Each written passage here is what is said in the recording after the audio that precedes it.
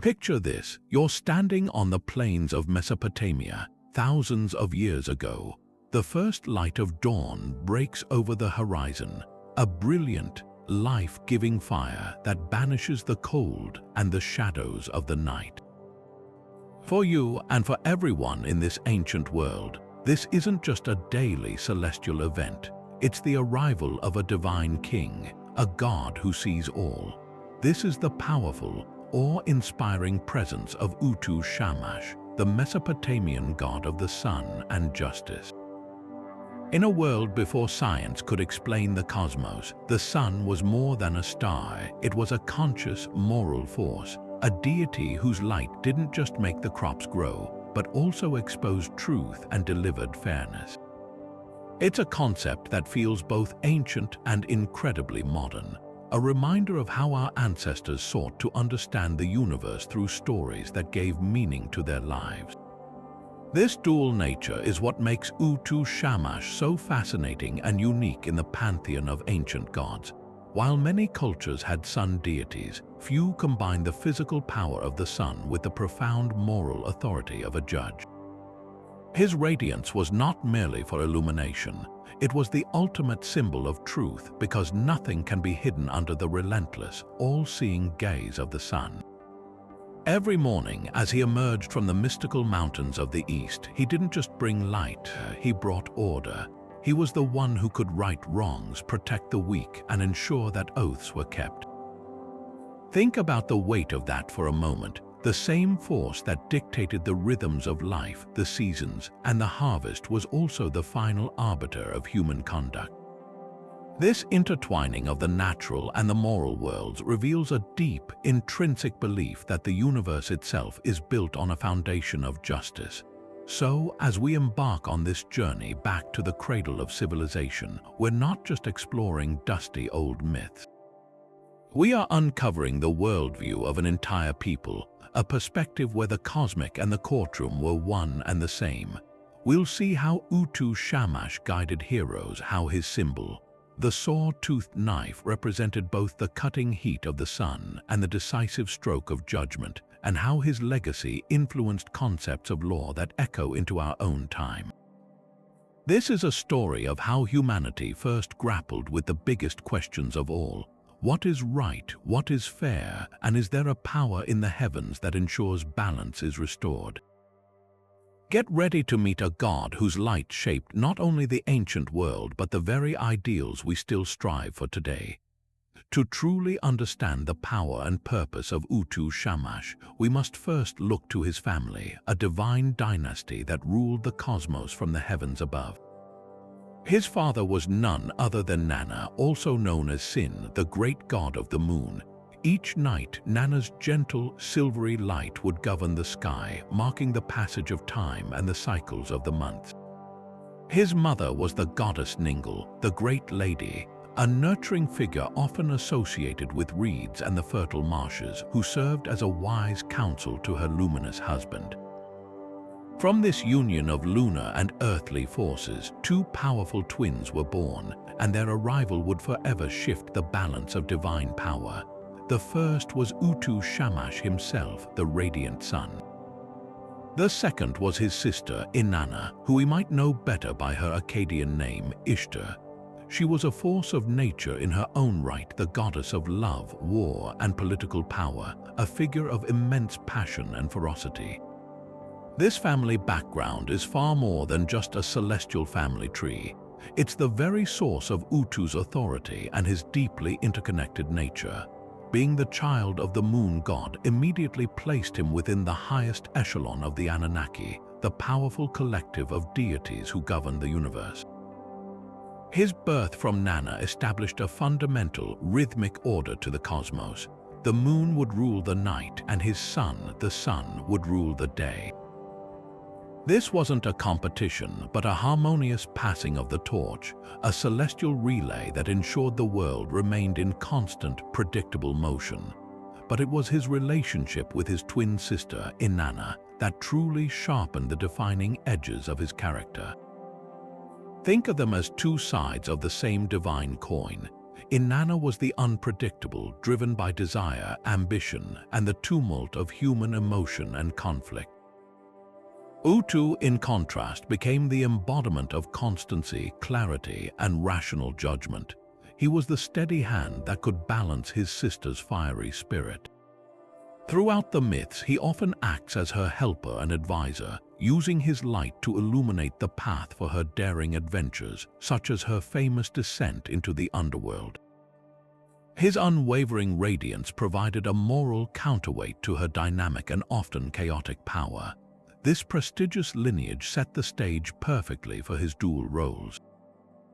Born from the orderly cycles of the moon and thrust into the constant, visible realm of day, Utu Shamash was destined to be a god of revelation. His light was inherited, but its function was uniquely his own. As a member of the Anunnaki, he wasn't a distant, abstract force. He was an active ruler, a prince of the cosmos whose daily journey across the sky was an act of governance.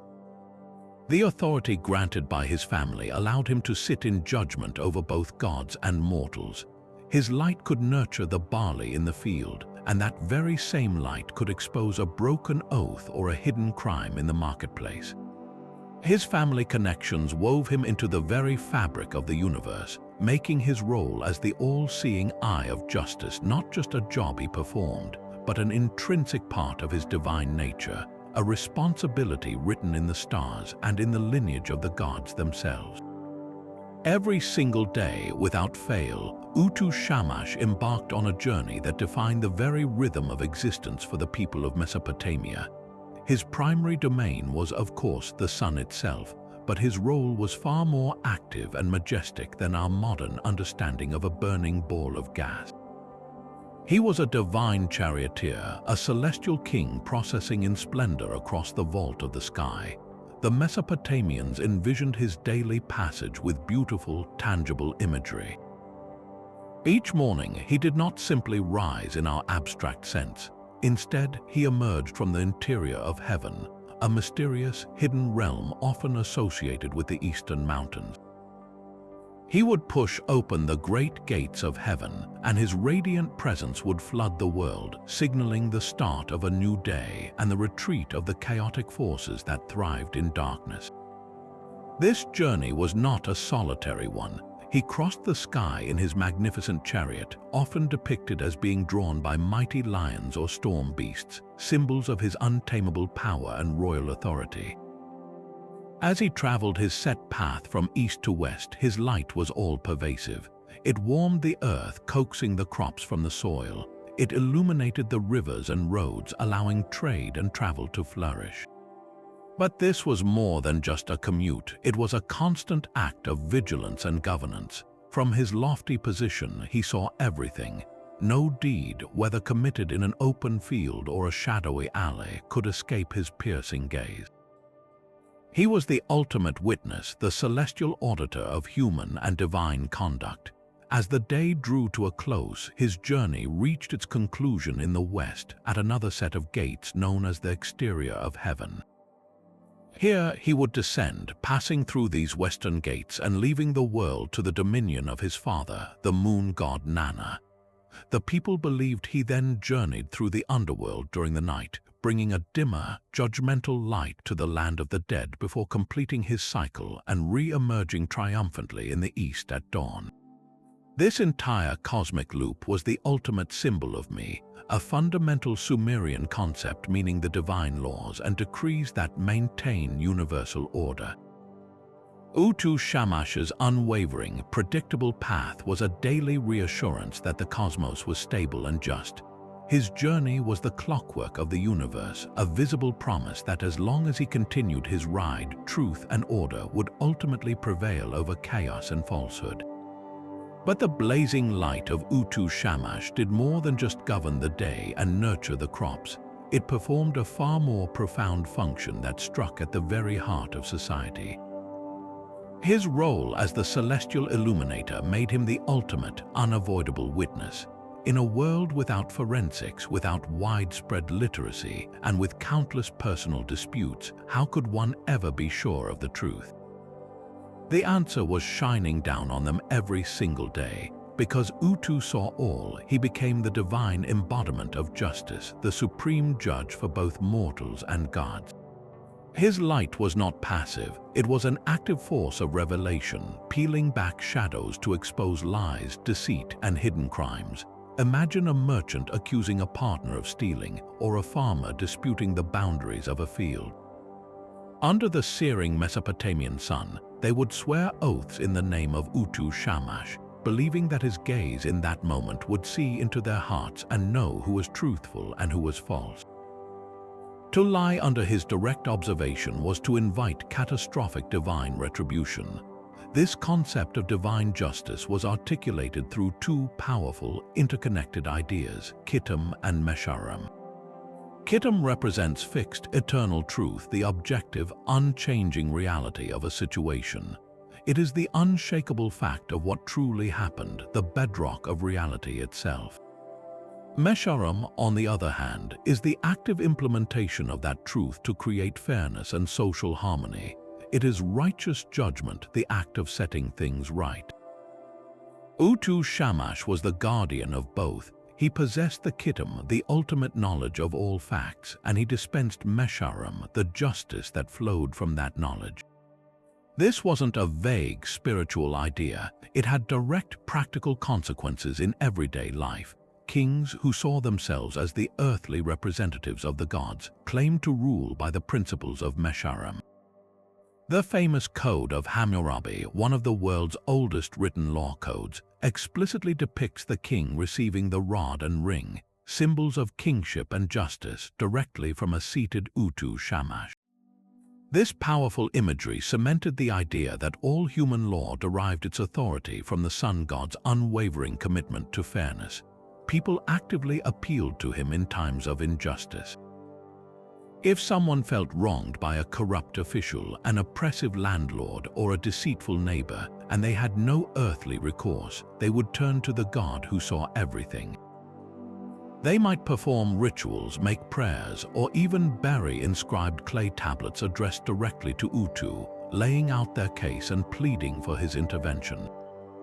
They believed he could right wrongs, punish the guilty, and restore balance.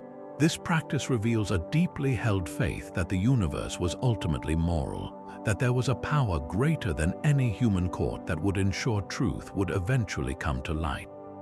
His role as judge even extended into the afterlife, where he was believed to oversee the fate of the dead alongside the underworld deities, ensuring a final, cosmic accounting for a person's earthly deeds.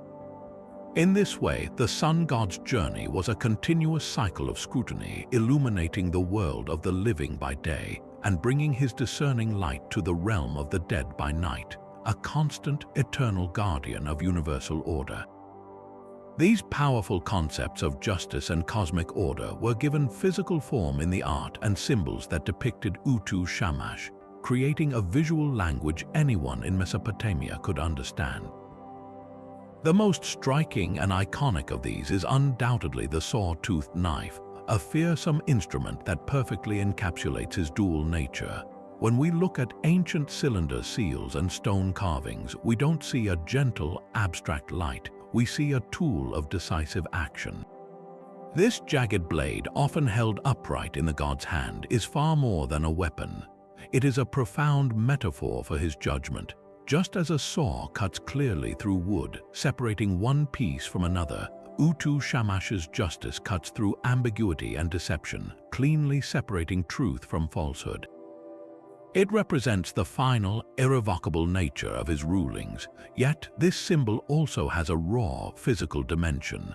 Think of the scorching, withering heat of the Mesopotamian summer sun, a force that could sear the earth and cut down vegetation.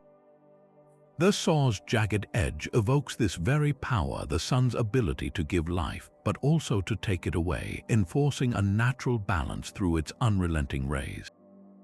Alongside this blade of judgment, Utu Shamash is almost always shown holding two other critical objects, the rod and the ring.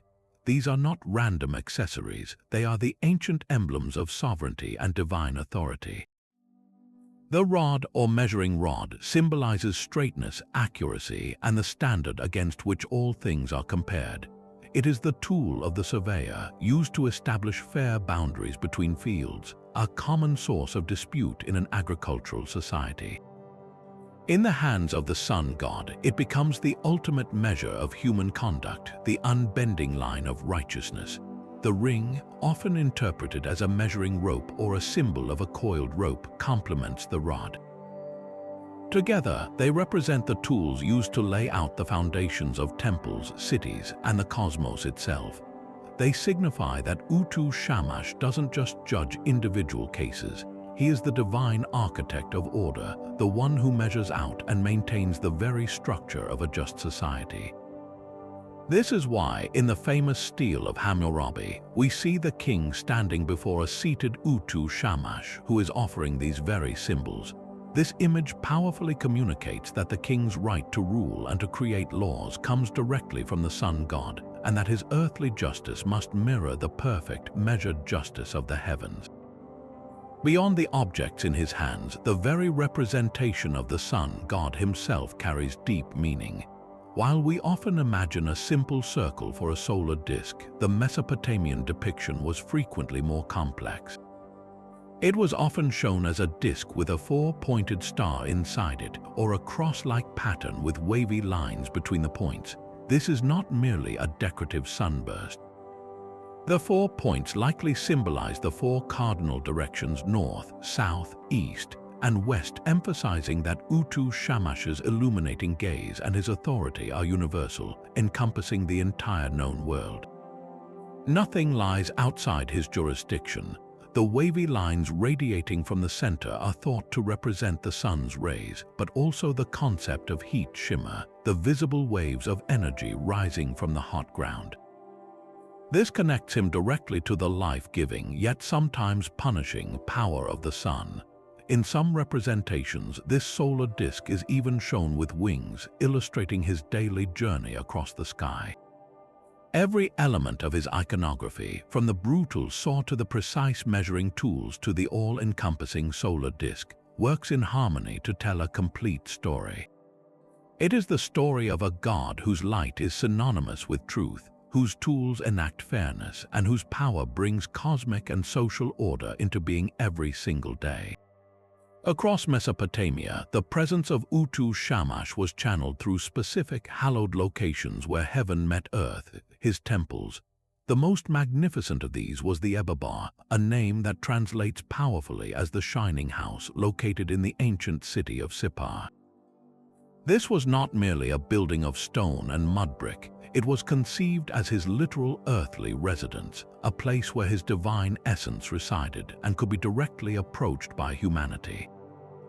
Sippar, strategically positioned along the Euphrates River, became the undisputed religious capital of his cult, a destination for pilgrims and a center of spiritual authority for centuries. The city's very identity was intertwined with the sun god, and the Ebabar temple complex was its beating heart. Within its gleaming walls, a sophisticated and dedicated community of priests performed daily rituals to sustain the cosmic order and mediate between the people and their all-seeing judge. The daily life within the Ebabar was a meticulously choreographed symphony of devotion designed to cater to the god's every need, treating him as the divine king he was. Each morning, as the first rays of actual sunlight touched the temple, a series of rituals would begin. The high priest, acting as the chief servant, would enter the innermost sanctuary where the statue of Utu Shamash was housed. This statue was not a simple representation. It was believed to be infused with the god's very presence. The priests would wash and dress the statue in fine linens and lavish jewels, presenting the first meal of the day. These offerings were sumptuous and practical platters of bread, bowls of beer, and cuts of prime meat, alongside dairy products like butter and cheese. The aroma of incense and the sound of rhythmic prayers would fill the air, creating a multisensory experience aimed at pleasing the deity and ensuring his continued favor upon the land. This was not just empty ceremony, it was a crucial maintenance of the relationship between the human and divine realms. A well cared for god was a benevolent god, and the smooth operation of these rituals was seen as vital for the sun's continued rise, for timely rains, and for social stability. Beyond these daily offerings, worship of Utu Shamash extended into the deeply personal realm through individual prayers and a unique ritual known as the kittum. People would come to the temple or pray from their homes, often using small, personal statues of themselves as a physical focus for their petitions. They would pray for justice in a legal dispute, for success in a business venture, or for protection from illness and enemies. But one of the most profound responsibilities of the sun god's cult was its connection to the dead through the kittum ceremony. This was a monthly ritual where families would present offerings of water, beer, bread, and salt to nourish the spirits of their deceased ancestors.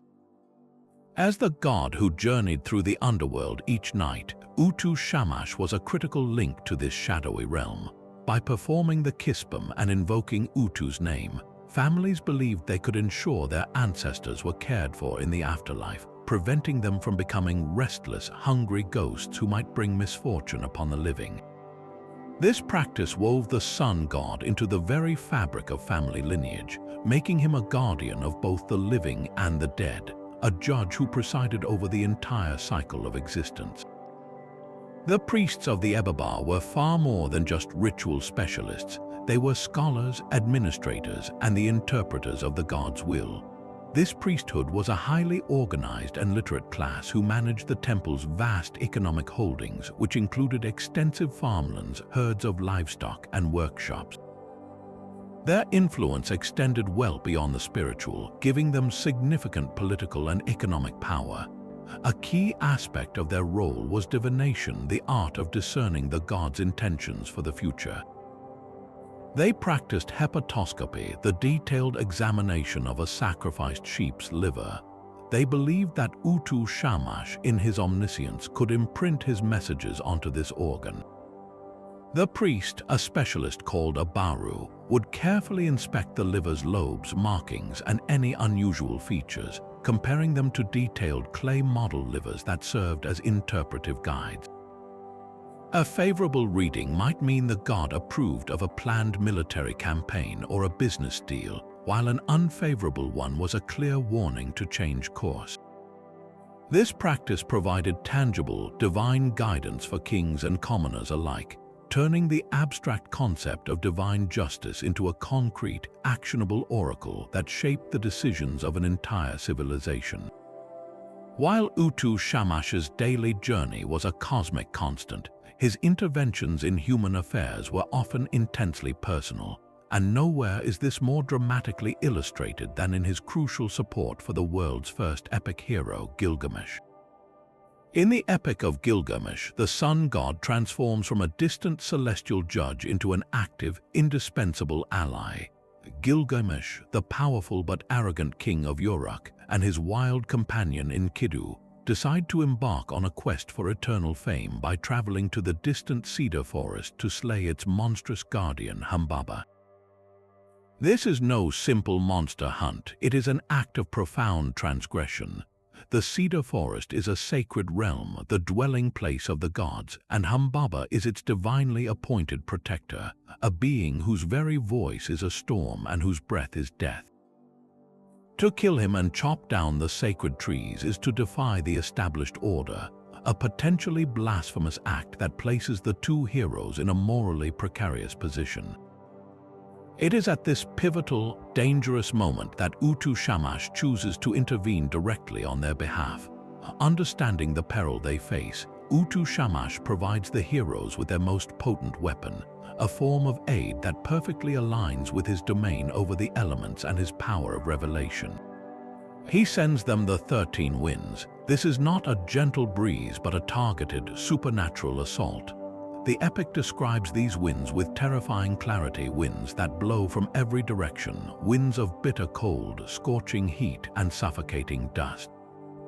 These 13 winds do not merely help Gilgamesh and Enkidu, they incapacitate Humbaba, stripping the giant of his terrible power. They pin him down, blind him, and choke him, rendering the once invincible guardian helpless and disoriented.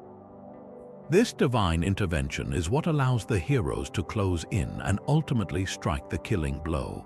Without Utu Shamash's strategic assistance, their quest would have almost certainly ended in a grim and bloody failure. His winds act as the great equalizer, turning an impossible fight into a manageable one, demonstrating that the sun god's favor could manifest as raw, elemental force when the situation demanded it. This act, however, is layered with profound moral complexity. Why would Utu Shamash, the guardian of cosmic order and justice, aid in what is essentially a divinely sanctioned trespass? He is helping two mortals invade a sacred space and murder its legitimate guardian. This apparent contradiction reveals a fascinating nuance in his character and his relationship with humanity. Utu Shamash is not a god of rigid black and white rules. He is a god who weighs circumstances and shows favor to those he deems worthy, even when their actions push against conventional boundaries. Gilgamesh and Enkidu, for all their arrogance, possess a raw, heroic vitality that the gods themselves seem to respect. Their quest, while driven by a desire for glory, is also a journey of self-discovery and a confrontation with mortality.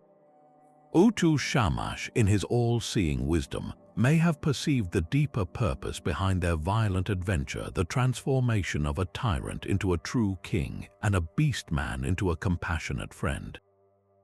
His assistance suggests that divine justice sometimes involves supporting heroic potential, even when the path is messy and the ethics are blurred. This role as a helper to heroes, even in ambiguous situations, solidifies Utu Shamash's unique position in the Mesopotamian pantheon. He is not a detached observer but an engaged participant in the human drama. His aid to Gilgamesh showcases his function as a divine enabler of great deeds, a god who provides the critical tools for mortals to achieve their destiny. He doesn't perform the heroic act for them, he empowers them to accomplish it themselves. This relationship is built on reciprocity and reverence. Before their journey, Gilgamesh specifically makes offerings and praise to Utu Shamash, acknowledging his authority and seeking his blessing. The god's positive response indicates a covenant of sorts. Show proper respect and demonstrate genuine courage, and the divine judge may just become your most powerful ally. This dynamic paints a picture of a responsive, engaged deity, one who values human striving and is willing to bend the rules of the cosmic order to support a quest that ultimately leads to greater wisdom, even if that wisdom is born from a morally fraught and violent act in a divinely protected forest. Yet the same divine power that could empower a legendary king like Gilgamesh was equally, and perhaps more importantly, accessible to the common person. The traveler on a lonely road, the widow facing a corrupt official, or the merchant cheated out of a fair price. This is the other, deeply compassionate side of Utu Shamash's justice, his unwavering role as the protector of the weak and the vulnerable. In a society with stark social hierarchies and limited legal recourse for the powerless, the idea of a supreme god who actively championed the underdog was a revolutionary and deeply comforting belief. His all-seeing light was not only a tool for judgment but also a shield for those who had no other defender. He was the celestial court of appeals for anyone who had been wronged and had exhausted all earthly options. This aspect transformed him from a distant, fearsome judge into a personal savior, a divine parent who listened to the cries of the desperate. We can hear these pleas for help directly from the mouths of ancient Mesopotamians through the hymns and prayers they left inscribed on clay tablets. These texts are not dry religious formulas, they are raw, emotional outpourings that reveal a profound, intimate relationship with the god. One poignant prayer begins, "Why do you not judge my case, take my suit? I would stand before you, Utu, let my hand take your hand." This imagery is incredibly powerful. The petitioner isn't just asking for abstract justice. They are asking to physically hold the hand of their god, to be led by him through the labyrinth of their misfortune. They saw Utu Shamash as a literal guide who would walk with them through their ordeal. Another hymn praises him explicitly as the one who helps the helpless, who gives support to the weak, and as the god who befriends the solitary individual. In a world where your safety and status were often determined by your family and your patrons, the idea that the sun itself was your friend was a source of immense spiritual strength. This protective function extended into some of the most perilous aspects of daily life, particularly travel. Journeying between city-states in ancient Mesopotamia meant crossing vast, open plains and deserts, territories haunted by bandits, wild animals, and malevolent demons like the Rabisu, a lurker who waited in shadows and ruins. For a traveler, Utu Shamash was the ultimate guardian. Prayers for safe passage directly invoke his power to illuminate the path, both literally and metaphorically, ensuring the traveler does not fall into a pit or an ambush. He was believed to vanquish the demons of the road, his brilliant light burning away the malignant spirits that thrived in darkness. This made him the patron of merchants, messengers, and diplomats, the very people who bound the civilization together through their movements. His role ensured that communication and commerce, the lifeblood of Mesopotamian society, could flow safely under his watchful, protective gaze. His defense of the vulnerable also had a sharp political edge. Numerous prayers call upon Utu Shamash to intervene against unjust rulers and corrupt officials. One text implores him, "Smite the forehead of the evil judge who accepts a bribe and perverts the verdict." This reveals a bold faith that divine justice could and would overrule a corrupted human system. The powerless individual could bypass the entire earthly hierarchy and take their grievance straight to the top, to the divine king whose verdict was final. This belief acted as a social pressure valve and a moral check on authority. Even a king knew that his deeds were being scrutinized by a higher power who cared for the widow and the orphan. This aspect of Utu Shamash provided a foundational moral framework, the idea that true power carries with it a responsibility to protect the least powerful, and that failure to do so would invite cosmic consequences. It balanced his stern, judicial nature with a profound sense of empathy, painting a complete picture of a god who was both the enforcer of law and the source of mercy, a radiant force who delivered both truth and compassion in equal measure. But what happened when the sun set and the journey of life reached its inevitable end? The Mesopotamians believed that Utu Shamash's duty did not conclude with the daylight world. As the brilliant sun descended through the western gates each evening, he embarked on a second, more somber voyage, a journey into the depths of the underworld known as Kur or Urkala.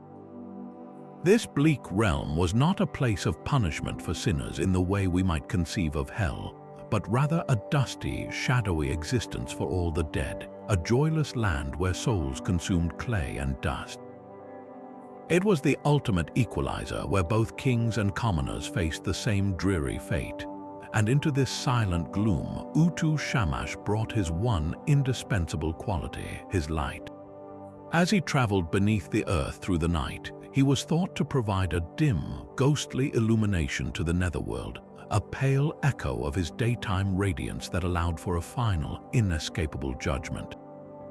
His role there was as a chief judge, sitting in council with the Anunnaki, the great gods who decreed the fates. This was the ultimate celestial court, and its proceedings determined the condition of a soul in the afterlife. The judgment wasn't about sending souls to paradise or torment. The Mesopotamian underworld lacked those concepts. Instead, it was an assessment of the life that had been lived, which then dictated the deceased's standing and treatment in the dreary community of the dead. A person who had lived a virtuous life, who had honored the gods, respected their parents, and acted justly toward their neighbors, could hope for a more favorable verdict. This might mean being remembered fondly by their living descendants, who would perform the essential kittum rituals to provide them with offerings of food and water. A soul deemed righteous by Utu and the divine panel might even be granted a slightly less miserable existence, perhaps serving as a minister or a gatekeeper in the underworld bureaucracy, a small consolation in an otherwise bleak eternity. Conversely, those who had lived wicked lives, the oath-breakers, the corrupt, the ones who had oppressed the weak and thought they had escaped consequence, faced a grim reckoning. Utu Shamash, the all-seeing witness, would recount their transgressions before the divine assembly.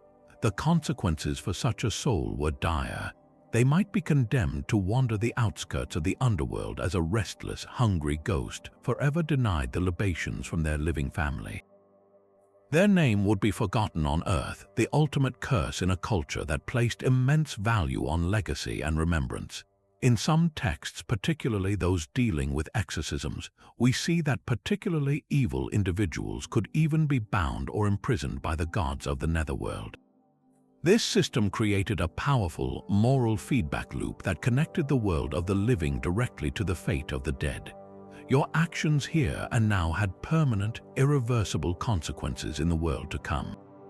This belief that Utu Shamash presided over the dead profoundly reinforced the Mesopotamian concept of universal, inescapable justice.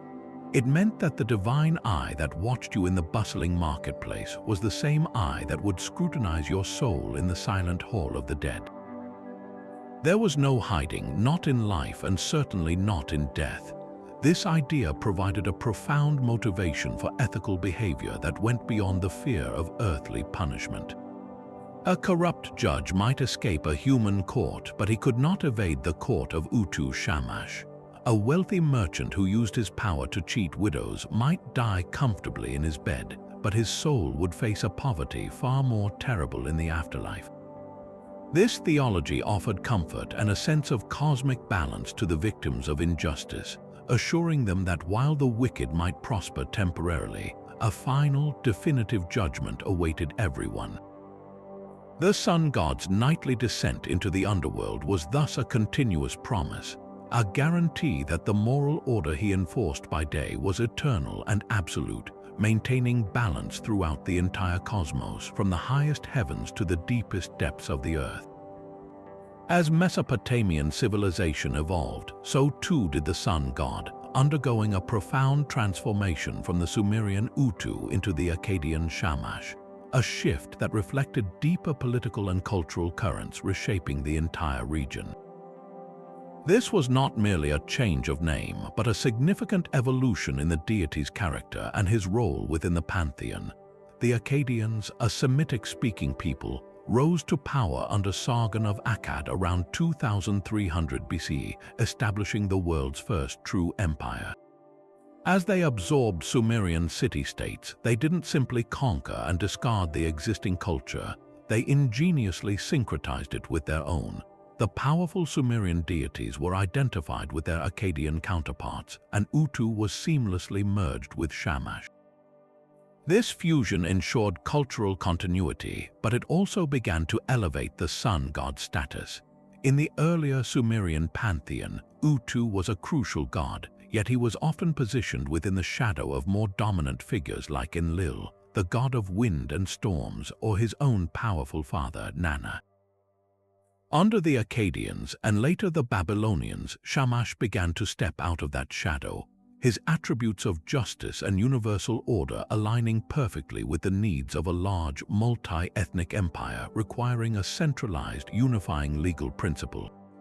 This ascent to supreme prominence reached its zenith during the Babylonian era, particularly under the reign of Hammurabi in the 18th century BC. The famous law code of Hammurabi is the ultimate testament to this theological shift. The magnificent basalt stele on which the laws are inscribed depicts the king standing in a posture of reverence before a seated, radiant Shamash. The god is offering Hammurabi the rod and ring, the timeless symbols of divine kingship and measured justice. This image is a powerful piece of political and religious propaganda. It communicates unequivocally that the king's authority to legislate and judge flows directly from the sun god himself. Shamash is no longer just one judge among many in the divine assembly. He becomes the ultimate source of all earthly law, the celestial sovereign whose mēšarum, his righteous judgment, is now codified in stone for all to see. His primary cult center remained the Ebibar temple in Sippar, which grew in wealth and influence to become one of the most important religious sites in all of Mesopotamia. The city of Sippar itself became known as the City of Shamash, a place where his priests wielded immense authority and where the administration of justice was intrinsically linked to his worship.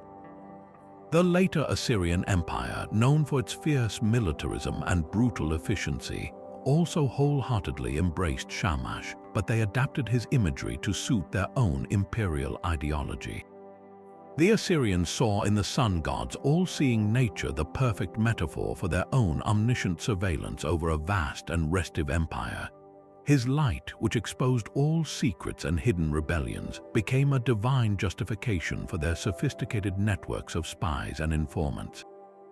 An Assyrian king was not just a ruler, he was the representative of Ashur, the national god, but also of Shamash, the great judge. Inscriptions and royal correspondence are filled with references to seeking the command of Shamash before undertaking military campaigns or legal proceedings. They built magnificent Ebabar temples in their own cities, such as the one in Ashur and another in Nineveh, ensuring that the cult of Shamash was integrated into the very heart of the imperial administration. The sun god symbol, the winged solar disk, became a common motif in Assyrian palace reliefs, often hovering above the king during battle or ritual scenes, symbolizing divine approval and the watchful eye of cosmic justice over the empire's relentless expansion. This demonstrated Shamash's incredible adaptability. He was the compassionate protector of the weak in Babylonian prayers, and the unwavering divine eye legitimizing Assyrian power, all while maintaining his core identity as the god of truth. The theological evolution of Shamash also saw a subtle refinement of his relationship with other deities, further cementing his elevated status. In the Babylonian pantheon, his consort was often the goddess Aya, the goddess of dawn, who was seen as his bride and a mediator for human supplicants. Their daily union at dawn and dusk symbolized the cyclical nature of truth and renewal. Furthermore, in some theological texts, Shamash is even described as the son of Anu, the supreme god of the heavenly dome, a connection that granted him an even more lofty pedigree than his original lineage from the moon god. This repositioning reflects a desire to place the principle of justice at the very apex of the cosmic hierarchy. The journey from the Sumerian Utu to the Akkadian Shamash is therefore a mirror of Mesopotamia's own journey from a landscape of independent city-states to centralized imperial power. The god who started as a vital but somewhat secondary figure in a family of powerful deities transformed into a near-supreme embodiment of universal order, a deity whose unwavering light was now seen as the very foundation of kingship, law, and imperial control, proving that even the gods could evolve alongside the civilizations that worshipped them. Of all the enduring images from the ancient world, few are as potent and clear in its message as the scene carved at the very top of the black diorite stele of Hammurabi's code. Here, we don't see a list of laws first. We are presented with a profound theological and political statement. The Babylonian king Hammurabi, standing with a respectful and reverent posture, is depicted facing a seated, majestic figure, the god Shamash. The deity is easily identifiable by the rays of light emanating from his shoulders, a direct representation of his solar power. He is not merely sitting on a throne. He is enthroned on a ziggurat-like structure, symbolizing his connection to the cosmic mountain from which the sun rises. In his hands, he extends the rod and the ring, the timeless symbols of measurement and kingship, directly toward the king. This single piece of stone carving is perhaps the ultimate visual argument for the divine right of kings, specifically linking a monarch's authority to the sun god's unwavering commitment to justice.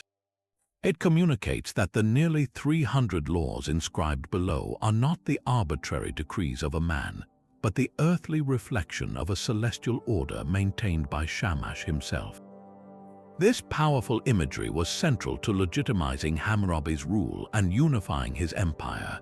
By showing himself in direct communion with the supreme god of justice, Hammurabi was making a compelling claim to his subjects. To obey the king's law was to obey the divine will.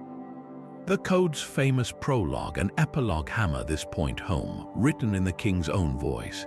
He states that the gods Anu and Enlil called him by name, to cause justice to prevail in the land, to destroy the wicked and the evil, that the strong might not oppress the weak.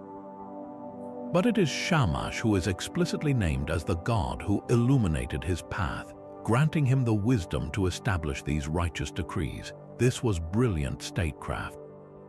In a land of diverse city-states with their own local traditions and rulers, presenting a unified legal code as a divine mandate from a universally respected god like Shamash helped to override parochial loyalties and create a common imperial identity. The stele was erected in a public place, likely in the courtyard of a temple, so that any literate person or anyone who had the laws read to them could understand that the king's justice was not just his own, but was sanctioned by the highest power in the universe. The content of the laws themselves reflects the core principles of Shamash's domain, the exposure of truth and the establishment of fairness, often through a system of tangible evidence and witnesses. While the eye for an eye principle is the most famous aspect, the code is deeply concerned with procedure and proof, a direct earthly parallel to the sun god's all-seeing gaze. Many laws deal with the serious consequences of giving false testimony in a court of law. For instance, one statute declares that if a man comes forward as a witness in a capital case and is proven to have lied, he himself shall be put to death. This harsh penalty underscores the sacred nature of truth-telling under the eyes of Shamash. The code also provides mechanisms for establishing facts when direct witnesses were lacking, such as the ordeal of the river. A person accused of a crime like sorcery could be thrown into the sacred river. If they drowned, they were guilty, but if they survived, the river god had proven their innocence. This practice was seen as a way to let the gods, with Shamash as the ultimate judge, reveal the truth that was hidden from mortal eyes. Yet, the code also demonstrates the application of mēšarum in its intent to protect the vulnerable from arbitrary power, a key aspect of Shamash's character. While the laws appear harsh to modern sensibilities, they were, in their time, a step toward standardizing justice and limiting the whims of the powerful. Provisions set fair wages for laborers and established responsibilities for builders. If a house collapsed and killed the owner, the builder could be put to death. This created a system of accountability. Laws also offered some protection to women and children in certain contexts, such as regulating divorce and securing inheritance. The very act of writing the laws down and making them publicly available was a revolutionary check on power. It meant a local official or a wealthy landowner could not simply invent a ruling on the spot to suit his own interest. A common person could, in theory, point to the stele and say, "The law of the king given by Shamash says this." It codified the idea that justice should be predictable, measured, and based on established principles, not on the momentary desires of the strong. This was the tangible implementation of the sun god's promise, a society where truth, once revealed, would lead to a measured and orderly resolution. While the Epic of Gilgamesh provides a stunning portrait of Utu Shamash as a heroic ally, his wisdom and power were sought in many other foundational myths, revealing the full spectrum of his influence over kingship, destiny, and even the miracle of life itself. One of the most poignant of these stories is the myth of Etana, a tale that explores the deep human anguish of a king without an heir. Etana was a virtuous ruler of the city of Kish, a man who followed the god's commands and maintained order in his land. Yet for all his piety and good governance, he and his wife remained childless. In the ancient world, this was more than a personal tragedy, it was a political crisis. A king without a son meant no one to continue his sacred dynasty, threatening to plunge the kingdom into chaos upon his death. Etana's desperate prayers did not go unheard. It was Shamash, the god who listens to the pleas of the troubled, who devised a remarkable solution, guiding the king toward a fantastical quest for the elusive plant of birth.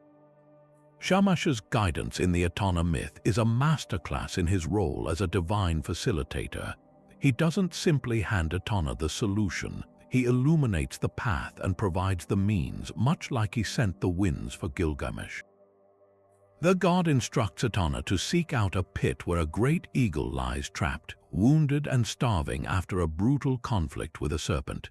This eagle, a majestic but fallen creature, becomes Etana's key to the heavens.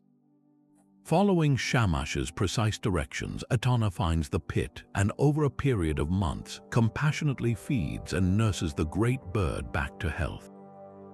Grateful for his salvation, the eagle agrees to repay the debt. In a breathtaking sequence, the eagle carries Etana on its back, flying higher and higher into the sky toward the realm of the great gods, where the plant of birth, sometimes described as a plant of life or the stone of birth, is kept. This celestial journey, undertaken on the back of a creature of the air, underscores Shamash's dominion over all realms. His authority opens the way between earth and heaven, allowing a mortal king to ascend to a place normally forbidden to him. The story powerfully intertwines the sun god's justice with themes of royal legitimacy and fertility, showing that his concern for proper order extended to ensuring the continuity of the very dynasties that ruled in his name. Beyond these grand hero-king narratives, Utu Shamash also played a pivotal role in the cosmic dramas that defined the relationships between the gods themselves. One such story involves his fierce and unpredictable sister, Inanna. In the myth of Inanna and the Hulapu tree, we find a younger Inanna in a precarious situation. She has planted a sacred tree by the banks of the Euphrates, hoping to one day craft a throne and a bed from its wood. But as the tree grows, it becomes infested with three terrifying creatures who refuse to leave. A snake that cannot be charmed at its roots, a fearsome Anzu bird nesting in its crown, and the dark spirit of Lilitu, a precursor to the demonic Lilith, making its home in the trunk. The brave warrior King Gilgamesh eventually comes to her aid in this version, but it is often Utu, in his capacity as her protective older brother, whom she initially appeals to for help. While he may not directly confront the monsters, his presence as her first recourse highlights his role as a steady source of support and counsel for the more volatile members of the divine family, a calming influence in the often tumultuous world of the gods. His interactions were not limited to his immediate family. In various cosmological texts and incantations, Shamash is depicted alongside the great god of wisdom, Enki, or E in Akkadian. While Enki was the master of the divine decrees, the me, and the cunning solutions to cosmic problems, Shamash was the executor, the one whose light made those solutions manifest and enforceable in the human world. They worked in concert. Enki would devise the plan to capture rogue demons or thwart evil sorcerers, and Shamash would illuminate the path, binding the evil forces with his rays and carrying out the judgment. This partnership illustrates a fundamental division of labor in the Mesopotamian cosmos. There was the clever, behind-the-scenes architect of order, and there was the brilliant public enforcer of that order. Furthermore, in his nightly journey through the underworld, Shamash interacted directly with its rulers, such as the goddess Ereshkigal and her consort Nergal. He was one of the very few deities who could move freely between the world of the living and the world of the dead, acting as a crucial messenger and a link between these separated realms, ensuring that the judgments of the heavenly court were known even in the land of dust and silence. Through these varied stories, from aiding a childless king to supporting his sister and collaborating with the god of wisdom, we see Utu Shamash as a truly central figure in the Mesopotamian worldview. He was not a niche deity confined to a single function. He was the ever-present, active force that connected heroic ambition to divine favor, royal legitimacy to cosmic blessing, and heavenly decree to earthly enforcement. His light was the constant thread weaving through narratives of power, despair, and cosmic balance, proving that his role as the all-seeing judge was intimately linked to his capacity for profound compassion and his unwavering commitment to maintaining the delicate, sacred order of the entire universe, from the highest throne to the most humble prayer. This intricate relationship with his twin sister, Inanna, who the Akkadians called Ishtar, reveals one of the most compelling dynamics in the entire Mesopotamian pantheon. Think of them as divine opposites, two halves of a single cosmic whole, bound by blood yet governing realms that were often in direct opposition. Inanna was the embodiment of raw, untamed power, the thrilling chaos of love and desire, the brutal fury of war, the sharp cunning of political strategy. Her domain was the human heart in all its passionate extremes. Utu Shamash, in stark contrast, represented the unyielding constancy of the sun, the cool, rational light of truth, the measured pace of justice. She was the storm, he was the clear sky that follows.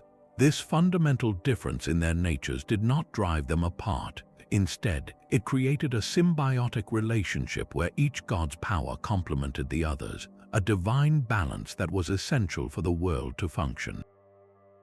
He provided the moral compass and illuminating guidance for her ambitious, often perilous adventures, acting as a steadying elder brother to a force of nature who was his equal in rank but his opposite in temperament. Nowhere is his role as her protector and enabler more dramatically illustrated than in the harrowing myth of Inanna's descent into the underworld. Driven by her insatiable ambition to expand her power, Inanna decides to challenge the authority of her sister, Ereshkigal, the queen of the underworld. This is not a simple visit, it is a direct assault on the established order, a bid to conquer the land of the dead. Knowing the immense danger, Inanna meticulously prepares, instructing her loyal vizier, Ninchuba, on what to do if she does not return. Crucially, she tells Ninchuba to seek help from 3 specific gods, and the first on her list is her brother, Utu. She does not go to her father, the moon god Nana, or to the great Enlil. She goes directly to the god of the sun, understanding that his unique authority and his connection to her make him her most likely ally. When she fails to return and Ninchuba carries out her orders, both Enlil and Nana refuse to help, citing that Inanna's reckless ambition has brought about her own doom. But Utu Shamash, consistent with his character, refuses to abandon her. His assistance, however, is not the direct military intervention he provided for Gilgamesh.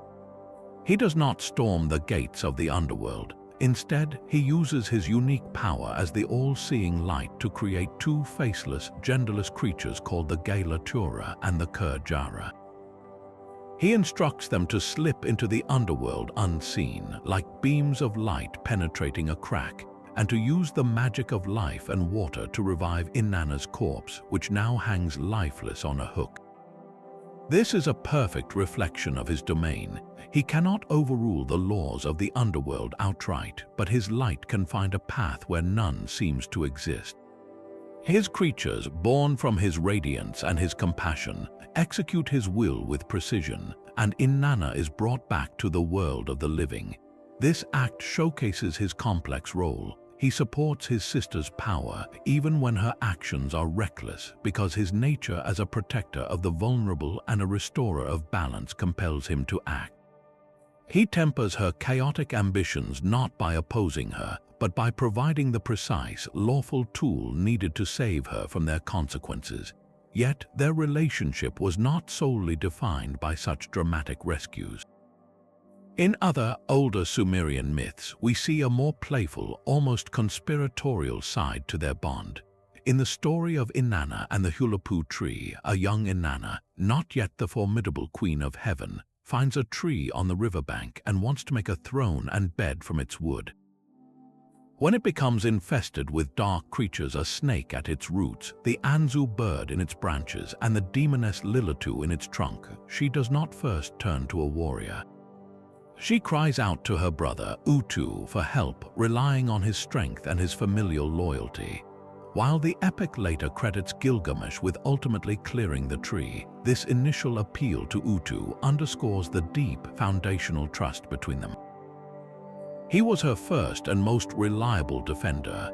In another charming myth, Inanna famously tricks the god of wisdom, Enki, out of the sacred me, the divine decrees that govern civilization. After getting him drunk and securing the me for her city of Yoruk, she loads them onto her boat of heaven and flees. A hungover Enki sends a series of monstrous pursuers to stop her, and at each step of her escape, it is Utu Shamash who aids her, using his knowledge and his light to help her safely navigate the perilous journey home, effectively helping her steal the very foundations of culture and power for humanity. This supportive dynamic, however, existed alongside the inherent tension between their domains. The goddess of love and war operates in a realm of passion, subjectivity, and fleeting alliances. Justice, by its very nature, demands objectivity, permanence, and unwavering principles. One can easily imagine scenarios where a prayer to Inanna for victory in a battle would directly contradict a plea for Utu Shamash's justice if the cause was unjust. A king might swear an oath to Shamash in the sunlight, only to break it later in the heat of passion or political expediency, forces ruled by Inanna. This conflict is never explicitly laid out in a single myth, but it is woven into the very fabric of their divine portfolios. Their relationship embodies the ancient understanding that the world is not a place of simple black and white truths, but a complex interplay between competing, equally necessary forces. Love can blind us to justice, and strict justice can sometimes lack compassion. The fact that these two opposing principles were born as twins speaks to a profound Mesopotamian insight. Order and chaos, reason and passion, law and desire are not enemies. They are siblings forever intertwined, and the balance between them is what creates a complete and functioning world. Utu Shamash and Inanna Ishtar, in all their glorious contradiction, represent the eternal dance between the heart's wild desires and the mind's unwavering light. But how exactly did this divine sovereign manage his daily transit across the heavens? The Mesopotamian vision of his journey was incredibly detailed, mapping the sky with a celestial geography that felt as real and tangible as the earth below. They did not conceive of the cosmos as an endless void, but as a vast layered structure. Arching over the flat disk of the world was the solid, rotating dome of the heavens, and beneath the earth lay the immense, cavernous space of the underworld. Utu Shamash's daily route was a fixed path along this heavenly dome, a road he traveled with unerring precision. This was no random orbit, it was a deliberate, kingly procession along a celestial highway known as the Way of the Sun, a path that divided the sky into the familiar domains of day and night. His journey was the very engine of time, a cosmic clock that dictated the rhythm of human life, from the waking hour of the laborer to the closing of the city gates at dusk. His day began not with a simple sunrise, but with a grand, ceremonial emergence from the mythical mountains of sunrise, often identified as Mount Mashu in the epic tales. These were not ordinary mountains, they were the towering pillars that held up the eastern edge of the sky, a remote and mystical land where the sun was believed to rest during the night. Here, guarded by formidable scorpion beings, were the great gates of heaven. Each dawn, these massive gates would swing open, and Utu Shamash would step forth in his full radiance, greeted by the joyous shouts of heralds and the music of divine musicians. He did not walk this path alone. He was a charioteer, mounting a resplendent chariot forged from precious metals and fire. This chariot was not pulled by ordinary horses, but by mighty, symbolic beasts, often lions, representing his untamable power and royal authority, or sometimes storm demons, embodying the sheer, elemental force he commanded. As he began his ascent, his light would first touch the highest peaks before flooding the valleys and rivers, systematically banishing the shadows and the malevolent spirits of the night. Guiding this magnificent vehicle were two loyal servants who played critical roles in the journey's success. The first was his charioteer, Bunin, a lesser-known but essential deity who acted as his trusted driver and steward. Bunin's role was one of practical necessity and profound trust. He was the one who actually held the reins, ensuring the sun chariot maintained its steady, unwavering course across the vault of the sky. In some traditions, Bunin was even worshipped as Shamash's son or son-in-law, highlighting the intimate and familial nature of their partnership. The second figure was his divine vizier, Bhikkhu Nana, whose name suggests a connection to the moon god. This assistant's role was more judicial than logistical. As Utu Shamash traversed the sky, witnessing all deeds, Bhikkhu Nana was thought to be the one who recorded these observations, meticulously noting every oath kept and every crime hidden, compiling the celestial ledger that would inform the god's final judgments. This entourage transformed the sun's journey from a solitary trek into a royal court on the move, a full administrative apparatus processing the truth of the world in real time. As the day progressed and the chariot reached its zenith, Utu Shamash would be at the peak of his power, his light at its most intense and revealing. From this highest point, his gaze was truly inescapable, and it was believed he would actively pause in his journey to hold court. This was the moment when he would listen most intently to the prayers of the oppressed rising from the earth below. A widow wronged, a traveler robbed, a merchant cheated, their silent pleas were thought to reach him most clearly at high noon, when his presence was most direct and unmediated. He wasn't just passively watching, he was actively presiding, with Bhikkhu Nana at his side taking notes and Bunin ensuring the chariot remained steady for this divine judicial session. This period of the day was considered so sacred that certain legal oaths and important transactions were ideally conducted under this most powerful and truthful light, directly under the eye of the judge himself. The conclusion of his daily reign was as structured as its beginning. In the west, marking the opposite edge of the world, stood another set of great gates, the exterior of heaven. As his chariot approached, these gates would open to receive him, and he would descend from the sky, leaving the world to the softer, silvery light of his father, Nana. The Mesopotamians believed his journey did not end with this sunset. After passing through the western gates, he would begin his nocturnal voyage through the underworld, the land of the dead. During this nighttime passage, his light would become dim and ghostly, casting long, faint shadows in the dusty realm of Urkala. There, he would sit in judgment with the Anunnaki gods of the netherworld, reviewing the deeds of the newly deceased, his daytime observations now providing the evidence for their eternal verdicts. This complete 24-hour cycle was the ultimate expression of me, the divine laws of the universe. His predictable, unwavering path was a daily reassurance of cosmic order, a promise that as long as the gates of heaven opened and closed on time, truth and structure would forever prevail over chaos and deception. The language used in these hymns is a powerful blend of royal praise and heartfelt petition, elevating Shamash to the highest possible status while simultaneously reminding him of his core responsibilities to his human subjects. One of the most magnificent examples, the great hymn to Shamash, opens with a breathtaking declaration of his universal power, stating, "You climb to the mountains surveying the earth, you suspend from the heavens the circle of the lands." This isn't just a beautiful metaphor, it's a theological statement. The poet envisions Shamash as the literal axis of the world, a god whose daily journey doesn't just illuminate the earth but actively holds it in place, suspending the circle of lands from the heavens. He is called the Judge of the Heavens and the Earth, a title that grants him jurisdiction over the entire cosmos, from the highest god in the pantheon to the lowest mortal in the field.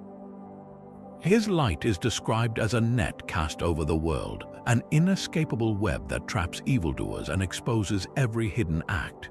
The hymns constantly link his physical power to his moral authority, praising how his brilliant light covers the land like a garment, suggesting that his justice is not an abstract concept but a tangible, enveloping force that clothes the world in order.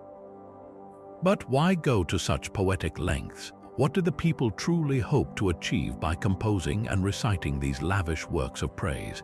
The answer lies in the profound and very human anxieties that these hymns sought to soothe.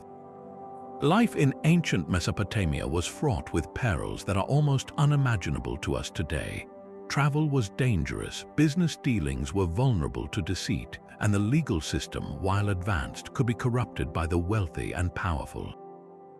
The hymns to Shamash give voice to these universal fears. They plead for his protection from the Rabisu, the lurker demon who waited in alleyways and ruins, from bandits on the dark road, and from the evil machinations of mankind. People were terrified of false accusations, of dishonest partners, and of corrupt judges who could destroy their lives with a single, biased ruling. By praising Shamash as the savior of the living, the merciful God who lifts up the weak, the worshippers were actively calling upon him to be their ultimate insurance policy against a chaotic and often unfair world. They were reinforcing the cosmic bargain: we will sing of your glory, and in return you will ensure that truth is not forever buried by lies. The emotional core of these prayers becomes most vivid in the personal supplications, where individuals directly petition the god for help in their specific plights. One moving prayer cries out, "O Shamash, I stand before you. May my cry of grief reach you. Let it be pleasing to you and grant me grace." This is the voice of someone who has run out of options, turning to the only court of appeals left. Another text from a merchant implores, "Shamash, on this journey that I am to make, let me attain my goal. Save me from the confident man and the liar, from the frightful danger of the path and the slanderer on the journey." Here we see the sun god being asked to act as a divine business partner and bodyguard, a protector of commerce and travel. These personal prayers often include a common, powerful refrain. The petitioner asks Shamash to "let my hand take your hand."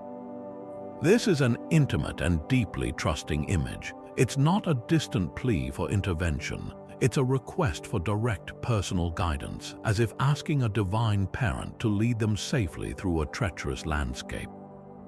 They believed that by holding the hand of Shamash, they would be led to truthful witnesses, favorable verdicts, and safe passage. Ultimately, these ancient hymns and prayers are far more than historical curiosities. They are a direct line into the hearts and minds of the people who composed them. They reveal a society that, for all its wonders, lived with a profound sense of vulnerability. They feared the darkness, both literal and metaphorical. They feared the hidden crime, the broken oath, the corrupt official. In Utu Shamash, they found a perfect divine answer to these anxieties. His unwavering daily journey was a constant promise of order. His all-seeing light was a guarantee that truth would eventually be revealed. His role as judge provided the hope that no injustice was truly final. The poetry of praise was their way of maintaining that vital connection, of keeping the channels of divine justice open. By celebrating his power, they were reminding him of his duty, and by laying bare their fears, they were placing their faith in a cosmic system where the sun did not just bring the day, but brought fairness along with the dawn. Yet as the last sliver of his chariot vanished through the western gates, the people knew this was not the end of his duties. The departure of daylight did not mean the sun god was resting. It marked the beginning of his most mysterious and solemn journey, a descent into the land of no return, the underworld known as Ker or Urkala. This was the dark half of his eternal cycle, a voyage that tied the world of the living directly to the fate of the dead. The Mesopotamians envisioned the cosmos as a great, layered structure, with the earth floating between the heavenly dome above and the vast cavern of the underworld below. After his sunset in the west, Utu Shamash was believed to travel beneath the earth, navigating the treacherous rivers and shadowy paths of this silent realm throughout the night, bringing a dim, ghostly version of his light to a place that knew no true dawn. His arrival in the underworld was not a visit. It was an essential part of the cosmic machinery, a daily reaffirmation that his authority and his judgment extended over every corner of existence. In that sunless realm, the dead led a bleak, monotonous existence. It was not a place of fiery punishment for sinners, nor a paradise for the virtuous, but rather a dusty, shadowy reflection of life, where all souls, regardless of their deeds on earth, were relegated to a joyless afterlife. They were believed to consume dry dust and clay, their voices reduced to faint, bat-like chirps. This was the ultimate equalizer, where kings and commoners alike faced the same dreary fate, their identities slowly eroding over the centuries into nothing but forgotten names. Into this oppressive gloom, Utu Shamash brought the only illumination it would ever know. His nightly passage provided a pale, silvery light, a stark contrast to his brilliant daytime radiance. It was enough to see by, but not enough to truly live by, casting long, faint shadows that mirrored the faded memories of the deceased. This light served a profound purpose. It allowed for the final, inescapable judgment of the newly arrived souls, a process he oversaw alongside the Anunnaki, the great gods who decreed the fates. This post-mortem judgment was the culmination of his role as the all-seeing witness. During the day, he had observed every human action from his chariot in the sky. At night, he presented that celestial testimony in the great hall of the underworld. He sat in council with its rulers, the goddess Ereshkigal and her consort Nergal, to review the life of each soul. The judgment wasn't about assigning souls to heaven or hell, as the underworld was the final destination for all. Instead, it determined the condition of a soul's existence in that grim place. A person who had lived a righteous life, one who honored the gods, respected their parents, told the truth, and cared for the weak, could hope for a favorable verdict. This might mean being remembered fondly by their living descendants, who would perform the crucial monthly kittum rituals to provide them with offerings of water, bread, and beer. A soul deemed worthy might even be granted a minor position in the underworld's own bureaucracy, perhaps serving as a gatekeeper or a minister to Ereshkigal, a small but significant honor in a realm of otherwise uniform despair. Conversely, those who had lived wicked lives faced a grim and final reckoning in Utu Shamash's nocturnal court. The oath-breaker, the corrupt judge who accepted bribes, the merchant who used false weights, the powerful who oppressed the helpless, all who believed their crimes had gone unpunished in the world above, now found themselves standing before the ultimate judge with a full record of their misdeeds. The consequences here were terrifyingly final. A soul condemned for its wickedness might be denied the nourishing kittum offerings from their family, doomed to wander the outskirts of the underworld as a perpetually hungry and thirsty ghost.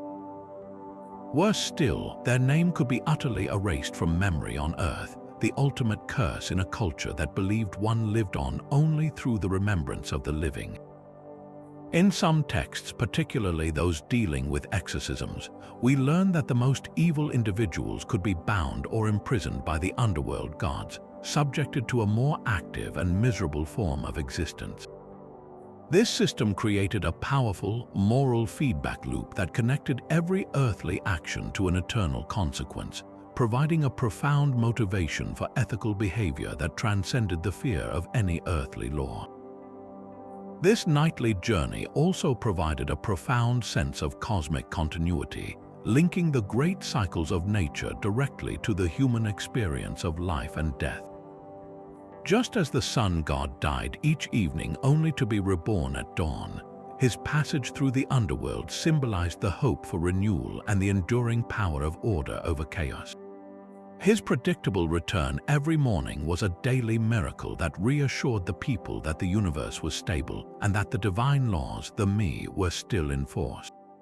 This cyclical narrative offered a framework for understanding their own mortality. While the afterlife was bleak, the sun's daily rebirth provided a metaphor for legacy and remembrance. Just as Utu Shamash was renewed each day, a person could live on through their descendants and the memory of their good deeds. His journey tied together the three great realms. He illuminated the world of the living by day, delivered judgment in the world of the dead by night, and connected them both through his unceasing rhythmic passage. He was the great unifier, the divine constant in a universe of change, whose unwavering path promised that even in the deepest darkness, the light of truth and order was merely waiting to dawn again. Given his role as the all-seeing witness to all that transpired on Earth, it was only natural that people would seek to tap into Utu Shamash's vast knowledge to guide their own uncertain futures.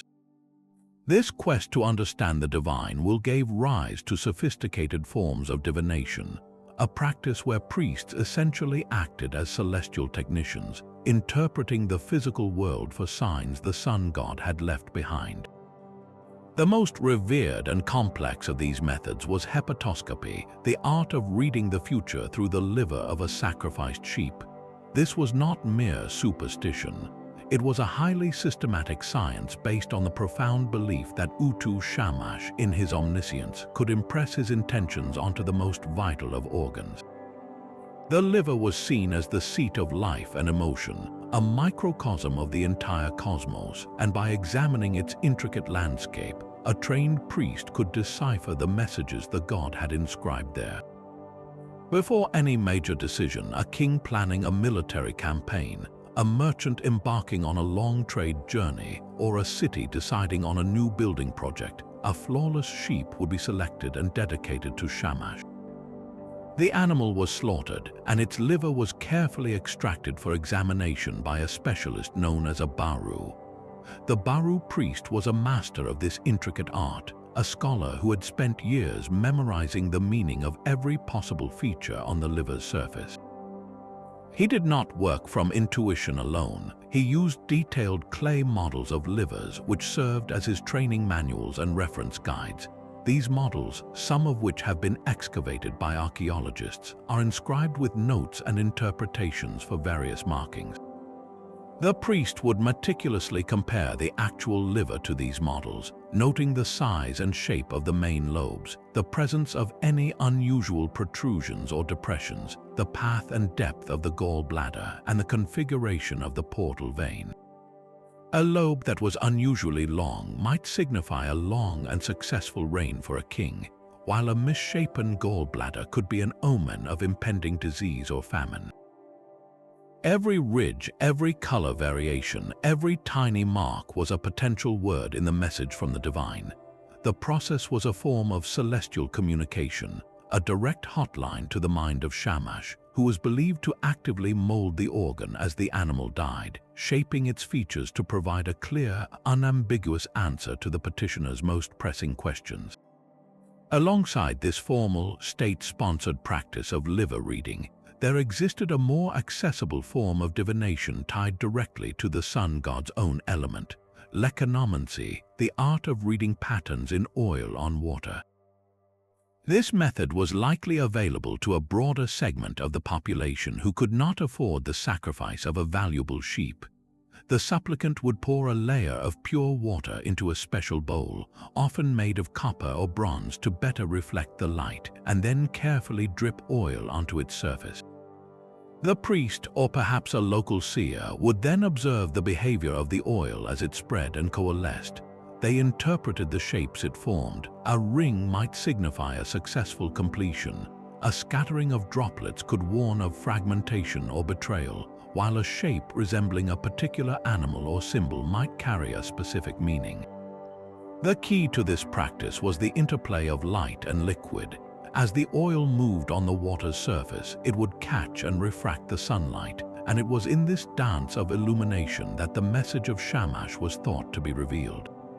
The very substance of his domain light was interacting with the fundamental elements of water and earth, creating a dynamic canvas upon which his will was painted for those trained to see it. Beyond these controlled rituals, the Mesopotamians also saw the sun's own behavior as the most direct and powerful form of divine communication. A solar eclipse was an event of sheer terror, not because they lacked a scientific understanding of the moon's shadow, but because they possessed a profound theological one. The steady, predictable journey of Utu Shamash was the ultimate guarantee of cosmic order. An eclipse was a catastrophic disruption of that order. It was interpreted as the god turning his face away from the world, a sign of his immense displeasure with a king or the entire nation. The temporary extinguishing of his light was a warning of impending calamity, plague, invasion, or the death of a monarch.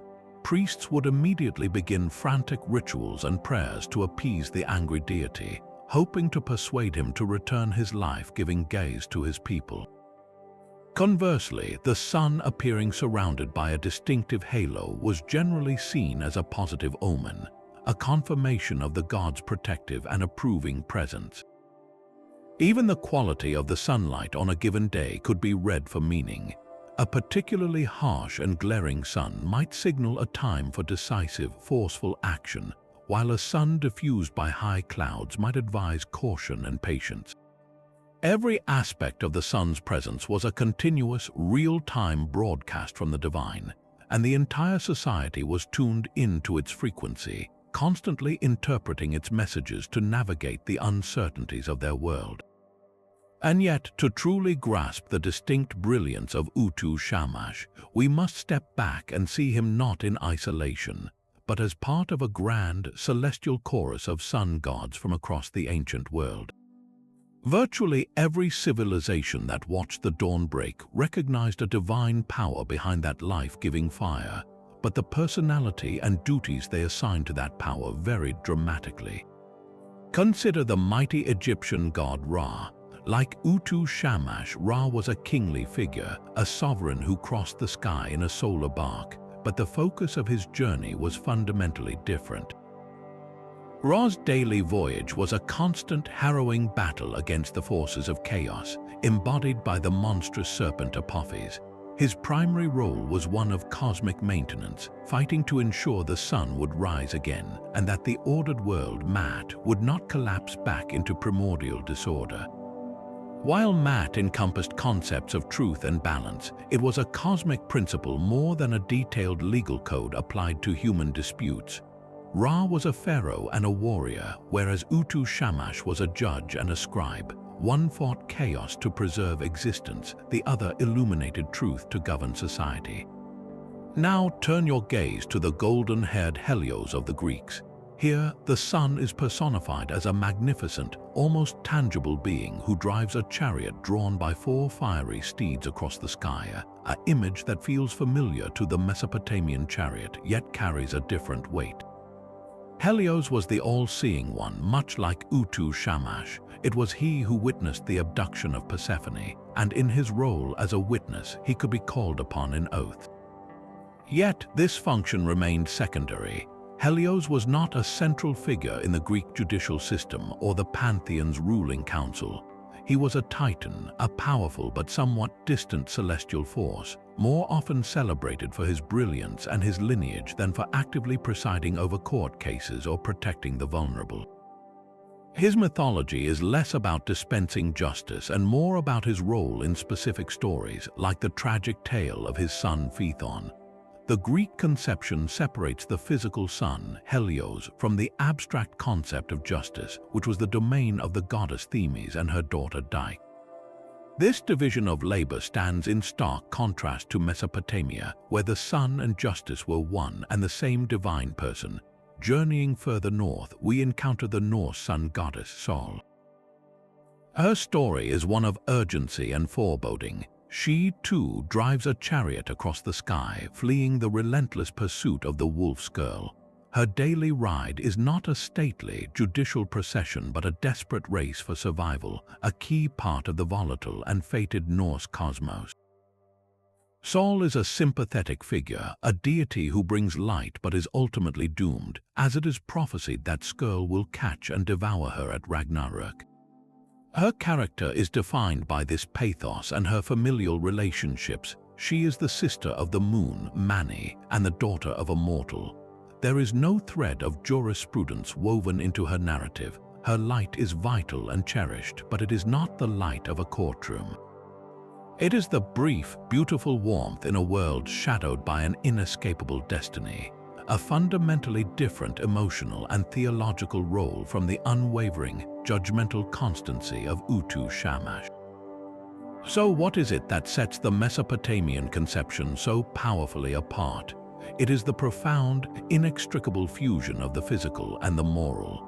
In Utu Shamash, the sun's heat that ripens the barley is metaphysically identical to the judicial power that uncovers a lie. His light does not just allow you to see, it compels you to be truthful. This is a uniquely holistic world, where natural law and moral law are not separate concepts but are unified in a single divine principle. While Ra battled external chaos and Helios provided brilliant illumination, Utu Shamash performed an act of continuous internal ordering of human society itself. His predictable path was the model for the law code. His all-seeing gaze was the prototype for the honest witness. This is why his symbols were the measuring rod and the saw, tools of precision and decisive judgment, not just weapons or royal regalia. He was integrated into the very fabric of daily commerce, legal disputes, and personal ethics in a way that other solar deities simply were not. The Mesopotamians looked at the sun and saw not just a celestial king or a beautiful charioteer, but the ultimate, incorruptible chief justice of the universe, a god whose primary gift to humanity was not merely light, but the very foundation of a just and orderly society. When we shift our gaze from the poetic hymns and epic myths to the tangible world of archaeology, the figure of Utu Shamash steps out of the realm of abstract belief and into stunning physical reality. The most dramatic confirmation of his supreme importance came with the excavations at the site of ancient Sippar, where archaeologists unearthed the foundational remains of his legendary temple, the Ebabar, or Shining House. This was not merely a building, it was the administrative and spiritual heart of his cult, a sprawling complex that functioned as a divine palace, an economic powerhouse, and a center for justice. The very discovery of its foundations, with walls thick enough to support a towering structure, speaks to the immense resources and reverence devoted to the sun god. Within its sacred precincts, archaeologists found more than just architecture. They uncovered the rhythm of his daily worship.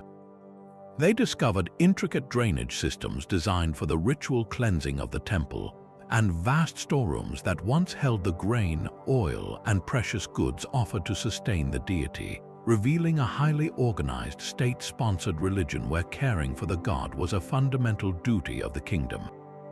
Among the most evocative finds from these sacred spaces are the cultic statues. Though we often find only their bases, the statues themselves long since looted or crumbled to dust. These bases are frequently inscribed with the names of the kings who dedicated them, a powerful testament to the inseparable link between royal power and the sun god's favor. When a complete statue was found, it was a moment of profound connection. These were not large, monumental figures for public display, but often smaller, meticulously carved images that resided in the inner sanctum. They were believed to be vessels for the god's very essence. Priests would wash, dress, and feed these statues in daily rituals, treating them as a living monarch. The discovery of such a statue, perhaps depicting a seated, radiant Shamash, allows us to visualize the intimate and tangible relationship the Mesopotamians believed they could have with their god, a relationship of service and devotion played out in the hushed, incense-filled rooms of the Ebabar. For the common person, however, the most frequent encounter with the divine was not in the temple's inner sanctum, but on a much smaller, more personal scale, the cylinder seal. These were small, carved stone cylinders that, when rolled over wet clay, would leave a continuous impression that served as a signature, a mark of ownership, or a seal on a document. Thousands have survived, and a remarkable number feature Utu Shamash. On these miniature canvases, we see him in all his iconic splendor. He is often shown rising from between two mountains, symbolizing his daily emergence from the eastern gates, his saw-toothed knife held high. He is depicted seated on his throne, receiving a worshipper or a king, holding the rod and ring of justice. The sheer ubiquity of his image on these everyday administrative objects is incredibly telling. It means that every time a merchant sealed a contract, a landowner finalized a sale, or a scribe certified a document, they were doing so under the literal impression of the sun god's watchful eye and his authority. His symbol was the ultimate guarantee of truth in commerce and law, a daily reminder that all human agreements were subject to his final divine audit. Then, of course, there is the single most famous artifact connecting Shamash to the concept of law, the towering black diorite stele of Hammurabi, discovered not in Babylon but in the Elamite city of Susa, where it had been carried as plundered war booty centuries later. The stele's survival is a historical miracle. The image carved at its summit is a masterwork of political and theological messaging. We see a majestic, radiant Shamash enthroned on a ziggurat, handing the rod and ring of kingship to the standing Hammurabi. The god's size is larger, his posture one of calm authority, while the king's hand is raised in a gesture of respect. This visual hierarchy is unequivocal. The king's power flows directly from the sun god. But the artifact's power doesn't stop with the image. Below it, inscribed in meticulous cuneiform, are the nearly 300 laws of Hammurabi's code. The prologue makes the connection explicit, stating that the gods, and specifically Shamash, appointed Hammurabi to cause justice to prevail in the land, to destroy the wicked and the evil, that the strong might not oppress the weak. The stele is the ultimate fusion of divine mandate and earthly legislation, a public monument that made justice, in theory, visible, knowable, and backed by the highest power in the universe. Beyond these grand monuments and official seals, the personal piety of ordinary people also speaks to us from the ruins. Archaeologists have uncovered countless small, crudely fashioned clay plaques and figurines depicting a worshipper in a posture of eternal prayer. These were often buried in the foundations of homes or placed in domestic shrines. They were a way for an individual or a family to have a perpetual presence before the god, constantly whispering prayers for health, protection, or success. Even more moving are the foundation tablets and nails deposited beneath the walls of temples and palaces. These inscribed objects, often placed in a ceremonial box, called upon Shamash and the other great gods to protect the building and to curse any future king who might dare to destroy or deface it. This practice reveals a deep-seated belief that the sun god's jurisdiction was eternal, extending across generations to protect the sacred and cultural memory of the civilization. He was not just a god for the living, but a guardian of legacy, a divine witness to the promises made by one generation to the next. Finding these humble objects reminds us that the worship of Utu Shamash was not confined to kings and priests. It was woven into the very fabric of daily life, from the grandest royal decree to the quietest prayer whispered in a modest home, ensuring that his light reached into every corner of the Mesopotamian world. This sacred relationship between the sun god and the Mesopotamian king was the very bedrock of civilization, transforming a ruler from a mere warlord or administrator into the divinely appointed shepherd of his people. The king was not a god himself, but he stood in a uniquely intimate position as the earthly tenant farmer of the god, entrusted with the most precious commodity in the universe, divine justice. His primary duty, repeated in countless royal inscriptions and hymns, was to enact the mēšarum of Shamash to be the god's hands and feet, his active agent in the human realm. This was not a suggestion or a lofty ideal. It was the contractual basis of his right to rule. A king who failed in this duty was not merely an ineffective leader. He was in breach of a cosmic contract, and his reign would inevitably be plagued by chaos, famine, and invasion, as the favor of Shamash was withdrawn from the land. The stability of the entire social and natural order was understood to hinge on this one sacred partnership between the palace and the heavens. To legitimize this awesome responsibility, kings engaged in a powerful and continuous performance of devotion and subservience to Utu Shamash. The most important royal rituals were often timed to coincide with key moments in the sun god's own daily cycle. At sunrise, the king might lead a ceremony greeting the dawn, acknowledging the return of the divine judge and recommitting himself to the day's duties of fair governance. The New Year festival, or a kittum, was a particularly critical period where this relationship was renewed and reaffirmed through elaborate public processions and rites. In a symbolic act of humility, the king would be stripped of his regalia and brought before the statue of the city's patron deity, often Shamash in cities like Sippar, where he would grasp the hand of the god, a physical representation of his divine mandate.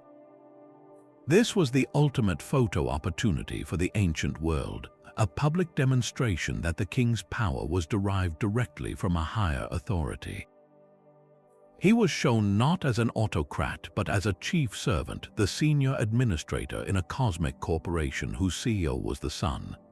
This ideology found its most enduring and striking expression in the visual propaganda of the era.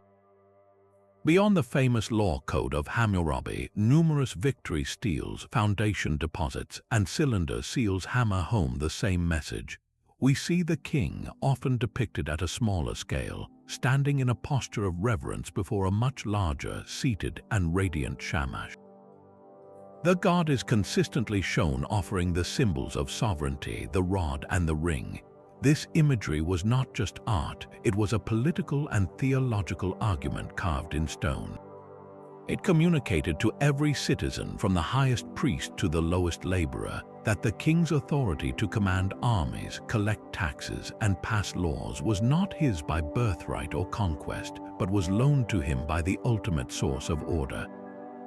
It visually established a celestial chain of command, assuring the people that their ruler was accountable to a power far greater than himself, a power that saw every injustice and would not tolerate a tyrant. The practical application of this divine mandate was the creation and enforcement of law codes, with Hammurabi's being the most complete and iconic example. The prologue to the code is a masterclass in framing earthly legislation as a divine directive. Hammurabi doesn't simply list his titles and conquests. He explicitly states that the gods Anu and Enlil called him by name to promote the welfare of the people, to cause justice to prevail in the land, to destroy the wicked and the evil, that the strong might not oppress the weak. He declares that Shamash himself illuminated his path and granted him the wisdom to establish these righteous decrees. This was a brilliant piece of statecraft. By embedding his laws within a theological framework, Hammurabi gave them an unimpeachable authority. To break the king's law was to defy the will of Shamash, inviting both earthly punishment and cosmic retribution. The laws themselves, with their focus on evidence, witnesses, and standardized punishments for specific wrongs, were presented as the tangible, working model of the sun god's own perfect, measured judgment. Yet this system also created a crucial mechanism for accountability. The king himself was subject to the principles of mēšarum. He was not above the law he claimed to derive from Shamash. Inscriptions and wisdom literature are filled with admonitions to the king to heed the cries of the common people. A text known as the Advice to a Prince delivers a stark warning. If a ruler fails to provide justice and oppresses his citizens, the great gods will ensure his downfall. This belief created a powerful check on royal power. A citizen who felt wronged by a corrupt official or an unfair judgment could, in theory, appeal to the king as the ultimate earthly representative of Shamash. And if the king himself was the source of injustice, the people could only pray for the sun god's direct intervention, trusting that the cosmic balance would eventually correct itself through rebellion, invasion, or famine. This theology provided a framework for understanding political failure. A bad king was not just unlucky or weak, but was fundamentally out of alignment with the divine will, and his suffering kingdom was proof of his failed stewardship. This god-king dynamic was therefore the engine of Mesopotamian state ideology for over 1,000 years. From the Sumerian city-states of the 3rd millennium to the vast Assyrian Empire of the 1st, every successful dynasty grounded its legitimacy in this partnership with the sun god. Assyrian kings, despite their reputation for brutal militarism, were meticulous in portraying themselves as the diligent servants of Shamash, seeking his oracular approval through divination before every major campaign and attributing their victories to his divine favor. They saw their extensive networks of spies and informants as an earthly extension of the sun god's all-seeing gaze, a tool to expose hidden rebellions and ensure the stability of the empire. The relationship was mutually reinforcing. The king gained unparalleled legitimacy, and the cult of Shamash received immense state resources, with magnificent temples like the Eberbar growing in wealth and influence. This symbiotic bond between the throne and the sun altar created a stable foundation for one of the world's first and most enduring civilizations, proving that the most effective power is often that which is perceived not as taken, but as received from a source of unquestionable moral authority. But the brilliant, life-giving light of Utu Shamash was not solely for the illumination of truth and the growth of crops. It was also a purifying fire, a divine weapon wielded against the shadowy, malevolent forces that constantly threatened to unravel the cosmic order he worked so hard to maintain. The ancient Mesopotamian world was a place alive with invisible dangers, a realm where demons and monsters were not just creatures of story, but very real, tangible explanations for the sudden illnesses, misfortunes, and inexplicable terrors that plagued daily life. In this perpetual struggle between order and chaos, Utu Shamash stood as the ultimate champion of light, a divine warrior whose very presence could send these creatures of darkness scattering back into the abyss. His role as a vanquisher of evil was the necessary, aggressive counterpart to his judicial wisdom. He didn't just judge wickedness after the fact, he actively fought to prevent it from consuming the world. Among the most feared of these malevolent beings was the Rabisu, a name that chillingly translates to the one who lies in wait. This was not a monster you would meet in open battle. It was a lurker, a demon of ambush and hidden places. The Rabisu was believed to crouch in the shadows of alleyways, at the thresholds of homes, in ruins, and most terrifyingly, in the lonely, open spaces between cities. It was the embodiment of the danger that struck without warning, the sudden fever, the unexplained fall, the unseen assailant on a dark road. For a people whose lives depended on travel and trade, the fear of the Rabisu was a constant, low-grade anxiety. But it was precisely against such formless, hidden threats that the power of Utu Shamash was most potent. His light was the ultimate disinfectant. Prayers for protection explicitly called upon him to drive out the Rabisu, to let his rays flood every corner and recess, leaving no shadow for the demon to inhabit. To step out onto a road bathed, his daylight was to walk under his direct guardianship, trusting that his all-seeing gaze had already swept the path clear of this invisible predator. Beyond these lurking spirits, there were more formidable, monstrous entities that represented a direct assault on the god's creation. Demons like Pazuzu, the king of the wind demons, and Lamashtu, a terrifying she-demon, were forces of pure, active malevolence. Lamashtu was particularly dreaded, a creature said to prey upon pregnant women and newborn infants, snatching babies from their mothers' arms to suck their blood. She brought disease and plagued families with miscarriage and infant mortality. Against such a horrific foe, people turned to amulets and incantations, and in these spells, the name of Utu Shamash was a powerful weapon. Exorcism rituals often involved creating a figurine of Lamashtu and then symbolically handing it over to the sun god for judgment. The prayers would describe her crimes in detail and then plead, "O Shamash, she has bewitched me, burn her magic, break her spell." The logic was direct and powerful. Just as his midday sun could scorch and wither the earth, his divine fire could burn away demonic influence and break the bonds of dark magic. He was the cosmic authority who could overpower and banish even the most feared denizens of the netherworld. This protective function was beautifully captured in the apotropaic rituals. the magical practices designed to ward off evil that were a common part of domestic life.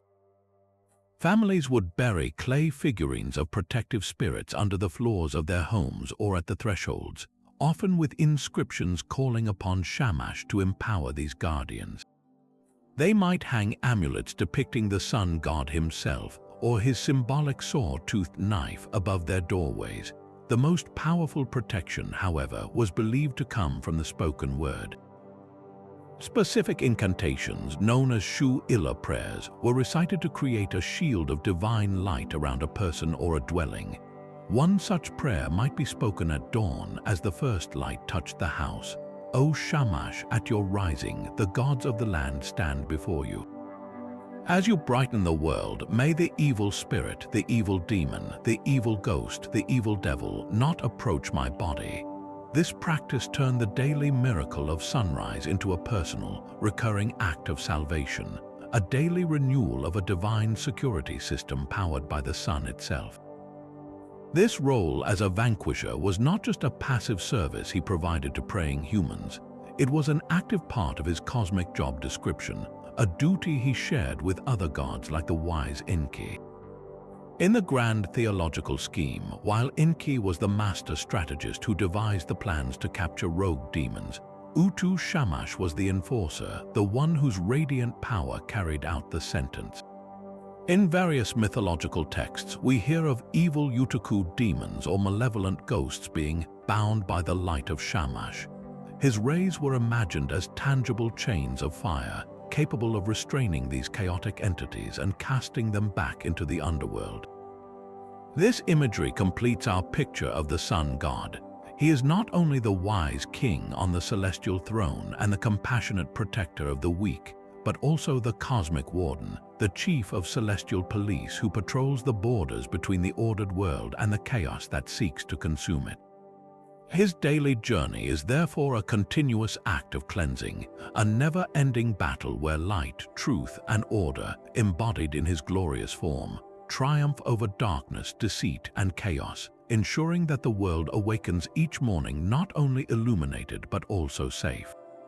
The light of Utu Shamash, though eventually eclipsed by the rise of new empires and faiths, never truly vanished. Instead, it refracted, its core principles of solar justice and divine vision dispersing to influence the spiritual landscape of the entire Near East in subtle but profound ways.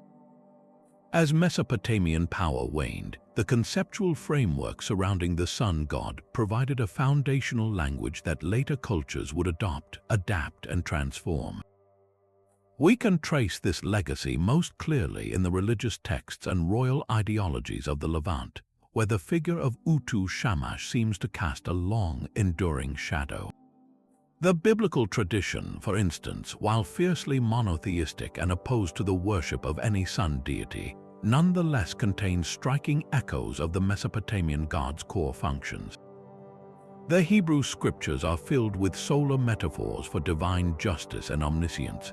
The psalmist declares that God is a sun and shield, and that his law is a light to my path. Most notably, the book of Malachi prophesies a coming day of the Lord, stating, "But for you who revere my name, the Sun of Righteousness will rise with healing in its rays." This powerful phrase, "Son of Righteousness," is a direct conceptual parallel to Utu Shamash. It marries the physical sun with the abstract principle of moral rightness, precisely the same fusion that defined the Mesopotamian deity for millennia. It suggests that the idea of a god whose primary attribute is the illumination and enforcement of justice had become deeply embedded in the region's theological vocabulary. Perhaps the most compelling individual parallel to emerge from this cultural exchange is the Hebrew prophet Elijah. His story, as told in the books of Kings, reads in many ways like a direct challenge to a Canaanite sun god, yet he embodies the very characteristics of that god in a new Yahwistic context. The Canaanite pantheon was led by El, but a particularly prominent and aggressive deity was Baal-Hadad, a storm and fertility god. His rival, however, was often the solar deity Shamash, who acted as a divine judge and messenger. In a dramatic confrontation on Mount Carmel, Elijah does not battle a sun god directly. He confronts the prophets of Baal, but the climax of the story is deeply solar. After proving the power of his God, Yahweh, he executes the prophets of Baal, acting as a divine executioner delivering a verdict. Following this, he prays for an end to a long, punishing drought, and a small cloud appears heralding a life-giving rain. This sequence, divine judgment followed by the restoration of natural order, is the core function of Utu Shamash. Elijah, like the sun god, is a champion of truth against falsehood, whose actions directly impact the fertility of the land. He is a fiery, uncompromising figure who stands before God, much as a vizier would stand before a king, and his final departure from earth is in a whirlwind, a chariot of fire, a celestial ascension that hauntingly mirrors the sun god's own fiery chariot ride across the heavens. This influence also permeated the very concept of kingship long after the last Mesopotamian king had fallen. The symbolism of the sun as a metaphor for a just and all-seeing monarch proved incredibly durable. We see this vividly in the language used to describe later Near Eastern rulers. Persian shahs, for example, were intimately associated with divine glory and light, a concept known as Kh-Varina.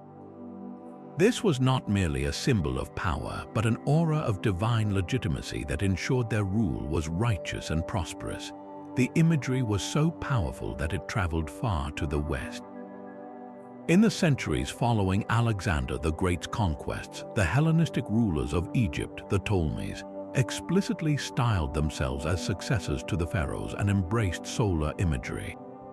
Their patron god was Serapis, a syncretic deity who combined elements of Osiris and Apis with Greek gods like Zeus and Hades, and who was often depicted with a modius, a grain basket, on his head symbolizing fertility, but also with an aura of solar authority. This wasn't just Egyptian tradition. It was part of a broader Near Eastern package of royal ideology where the king, as the maintainer of order, was naturally associated with the most orderly and dominant celestial body.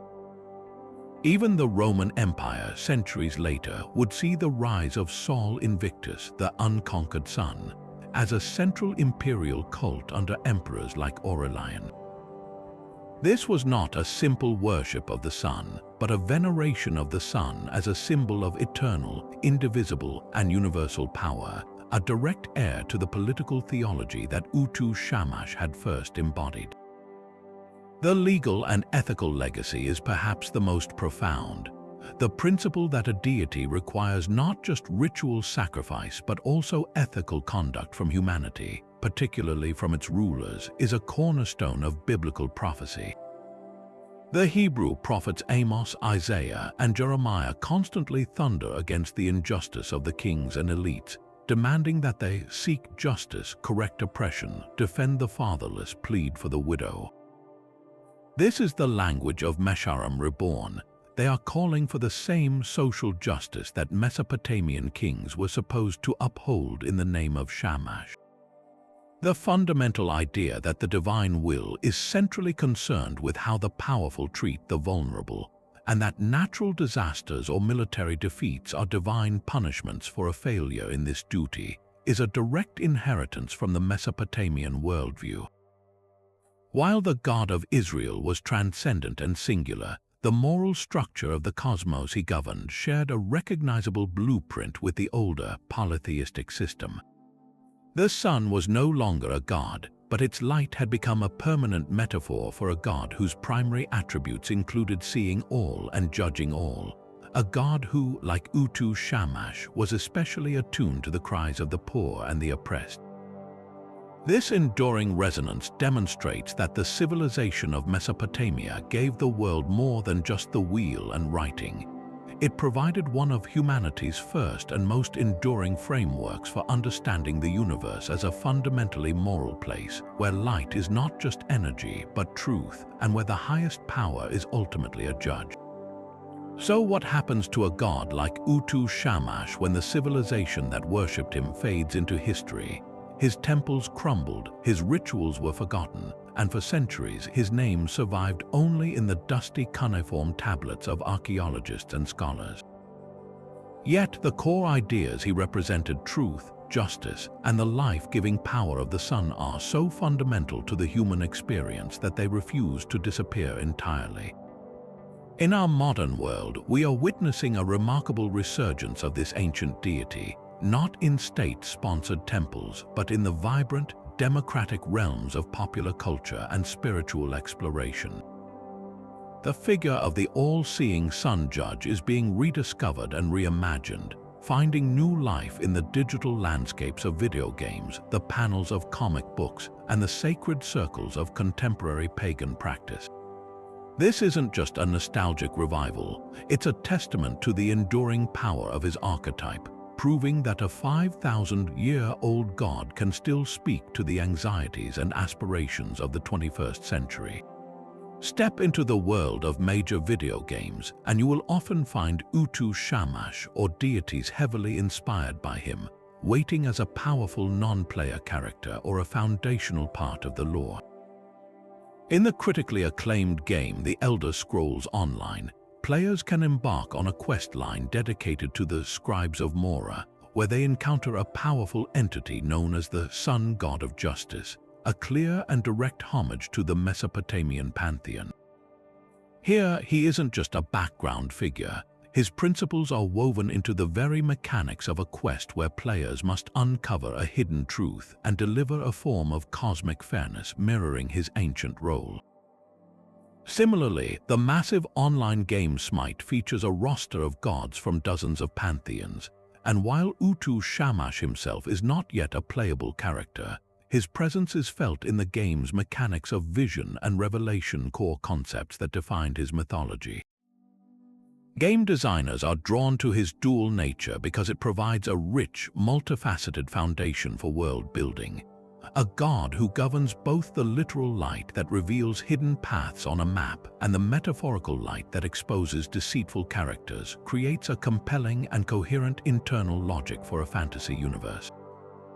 He offers a built-in narrative structure where exploration and morality are intrinsically linked, allowing players to engage with his mythos not just through story, but through the very actions they perform in the game. Beyond the realm of interactive entertainment, the comic book world has also embraced the dramatic potential of this ancient judge. While not as famous as Thor or Zeus, Utu Shamash has appeared in the pages of titles from publishers like Marvel, often integrated into the complex history of its cosmic beings or as a source of ancient, divine power that heroes and villains might seek to tap into. His iconic symbolism, the saw-toothed knife, the winged solar disk, provides visual artists with striking and distinctive imagery that stands out from the more familiar Greco-Roman or Norse aesthetics. The concept of an all-seeing, unwavering celestial judge creates instant narrative tension when placed in a modern context. Imagine a storyline where a contemporary hero, steeped in shades of gray and moral compromise, is forced to stand before the judgment of a being for whom truth is absolute and lies are impossible. This clash of worldviews makes for powerful drama. Furthermore, fantasy literature, from the epic world-building of role-playing games supplements to novels like G.R.R. Martin's A Song of Ice and Fire, which draws heavily on real-world history and mythology, often features priestly orders or royal houses that worship a sun god associated with law and kingship. These fictional faiths echo the real-world theology of Mesopotamia, where the king's authority was a direct extension of the sun god's will, demonstrating how this ancient model of divine right kingship continues to fuel our imagination. Perhaps the most profound modern reinterpretation of Utu Shamash, however, is happening far from the glare of commercial media, within the personal and communal practices of neo-pagan and Mesopotamian reconstructionist movements. Groups such as the modern, Sumerian, or Akkadian pagan communities are actively engaged in what they call revivalism. They are not simply studying these ancient gods as historical curiosities, they are forging living, spiritual relationships with them. Through meticulous research into surviving hymns, prayers, and ritual descriptions, they are reconstructing devotional practices to honor Utu Shamash. This might involve offering him water, bread, or light at dawn, reciting modern English translations of ancient hymns, or celebrating the solstices as key moments in his solar cycle. For these modern practitioners, Utu Shamash's appeal is deeply ethical. In a complex, often ambiguous world, the concept of a God who embodies unwavering truth and justice provides a powerful moral anchor. He is petitioned not for victory in battle, but for clarity in personal dilemmas, for the strength to be honest, and for the hope that lies and corruption will ultimately be exposed. His role as a protector of the vulnerable resonates strongly with contemporary social justice values, framing him as a divine advocate for the oppressed and a force against systemic injustice. So why does this particular ancient deity resonate so powerfully now? The answer may lie in the very specific nature of his power. Many polytheistic gods represent raw, untamed forces of nature. The chaotic sea, the unpredictable storm, the wild passions of love and war. Utu Shamash is different. He represents order. His light is not chaotic, it is constant, predictable, and revealing. In an era of information overload, fake news, and deepfakes where truth can feel increasingly subjective and malleable, the idea of an ultimate, objective witness is profoundly comforting. The figure of Utu Shamash promises that there is a final, unassailable truth, and that it will eventually come to light. He is the antithesis of the shadowy algorithm and the curated online persona. Furthermore, his fusion of physical and moral power addresses a modern desire for integration and meaning. We often experience science and morality as separate domains. The natural world is neutral, and ethics are a human construct. Utu Shamash's mythology rejects this division. In his story, the universe is inherently moral. The same physical force that makes life possible also enforces fairness. This holistic worldview, where the cosmic and the ethical are one, offers a sense of coherence and purpose that many find lacking in the modern fragmented experience. The continued rediscovery of Utu Shamash tells us that we still yearn for a world where the light is not just a photon stream, but a guarantee that nothing remains hidden forever, and that justice, like the sun, is destined to rise again. Yet, for all the hymns carved in stone and the myths passed down through millennia, the figure of Utu Shamash is not a closed book. Modern scholars continue to pore over ancient tablets, and their debates reveal that our understanding of this solar judge is still evolving, filled with intriguing mysteries and unresolved questions that make his story even more compelling. One of the most fascinating puzzles revolves around his precise function in the Babylonian creation epic, the Enuma Elish. In this grand narrative, where the god Marduk battles the primordial sea goddess Tiamat to create the ordered world, Utu Shamash is conspicuously absent from the main action. This seems strange for a deity of such immense stature. Why isn't the god of justice and light center stage in the ultimate story of cosmic order triumphing over chaos? Some scholars argue his absence is precisely the point, that his role was so fundamentally tied to the maintenance of a pre-existing order that his specific powers weren't needed for the violent, creative act itself.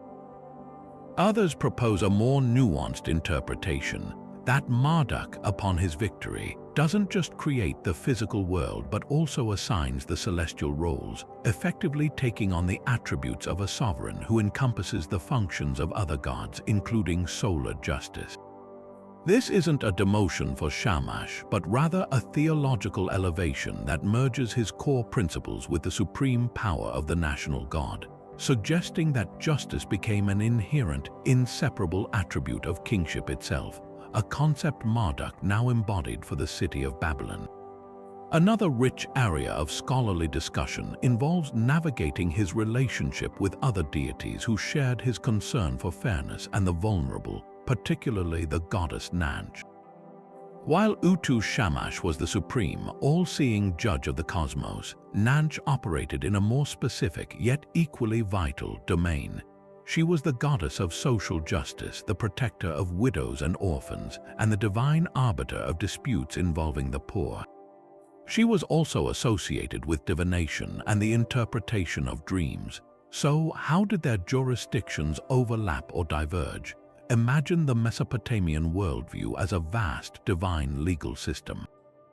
Utu Shamash was the supreme court, the final authority whose light was the ultimate source of evidence and whose verdict was cosmic law.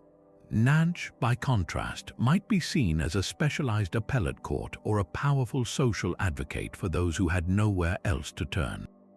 She had a particular connection to the seasonal Kittum festival, where she was believed to judge humanity for their conduct over the past year. Some texts even suggest a collaborative relationship where Nanch would investigate and bring cases of social injustice to the attention of the higher court of Utu Shamash for final ruling. This doesn't show a conflict, but rather a sophisticated, multi-layered understanding of justice, where different divine specialists could address different aspects of human wrongdoing, from the broken oath witnessed by the son to the silent suffering of the disenfranchised heard by a more empathetic, focused ear. The very nature of his primary symbol, the saw-toothed knife, is also subject to intriguing reinterpretation. For a long time, it was straightforwardly viewed as an instrument of judgment cutting through falsehood. However, some archaeologists and historians now suggest a more complex dual-purpose symbolism. Beyond its judicial meaning, the jagged edge may have also represented a very specific practical tool, the sickle used for harvesting grain. This powerful imagery would beautifully unite the two hemispheres of his power. The same sun that, with its scorching heat, could wither crops also provides the light and seasonal cycle that allows the barley to ripen for the harvest. The sickle, therefore, becomes a symbol of this life and death cycle.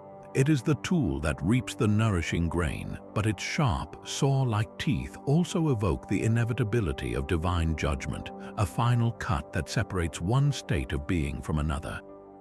This interpretation deepens his connection to the agricultural rhythm of Mesopotamian life, positioning him not just as a judge in the city, but as the sovereign of the entire natural and moral order, where the harvest of food and the harvest of truth were two sides of the same divine coin.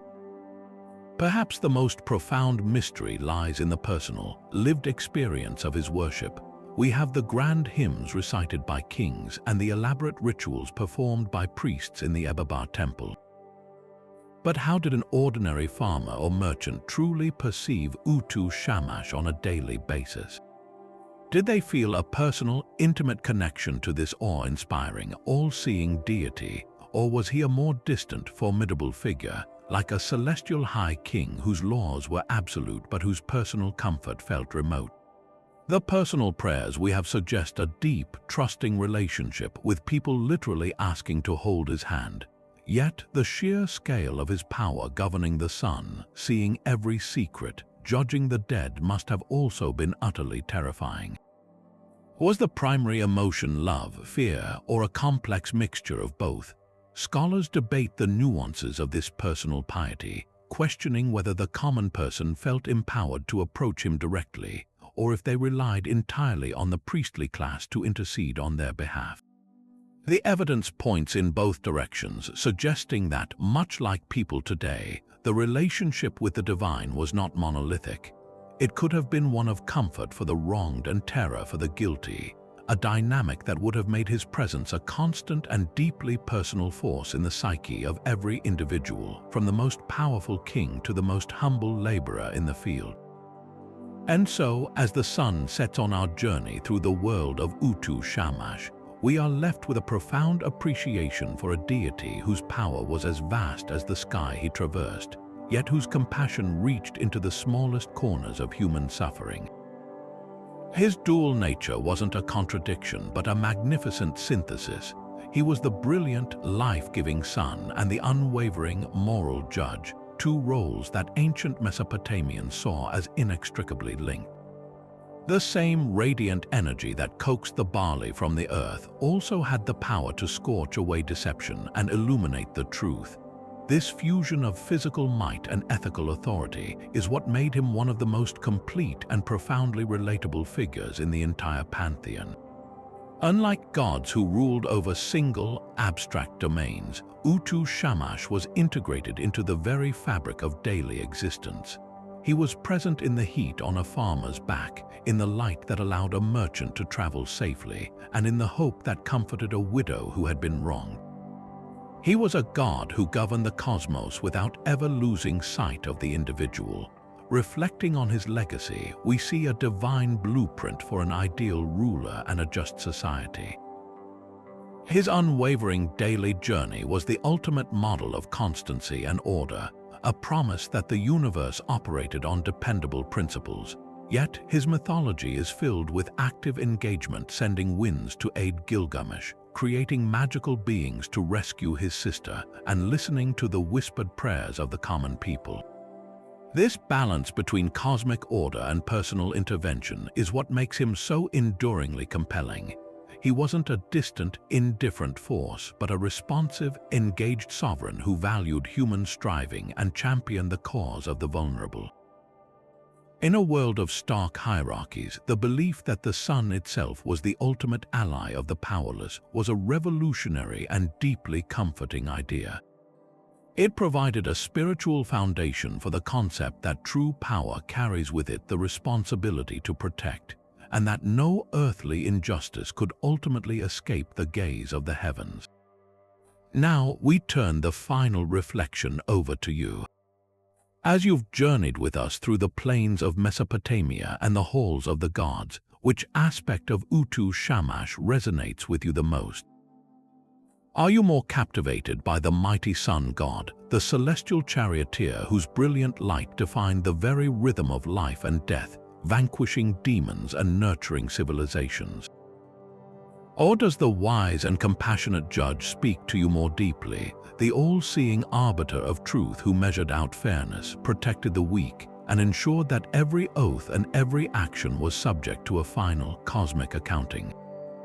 Share your thoughts in the comments below. We are genuinely curious to hear which facet of this incredible deity captures your imagination.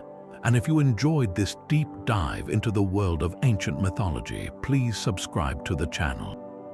We have many more stories to tell, from the epic sagas of forgotten empires to the hidden lives of the gods and goddesses who shaped human history.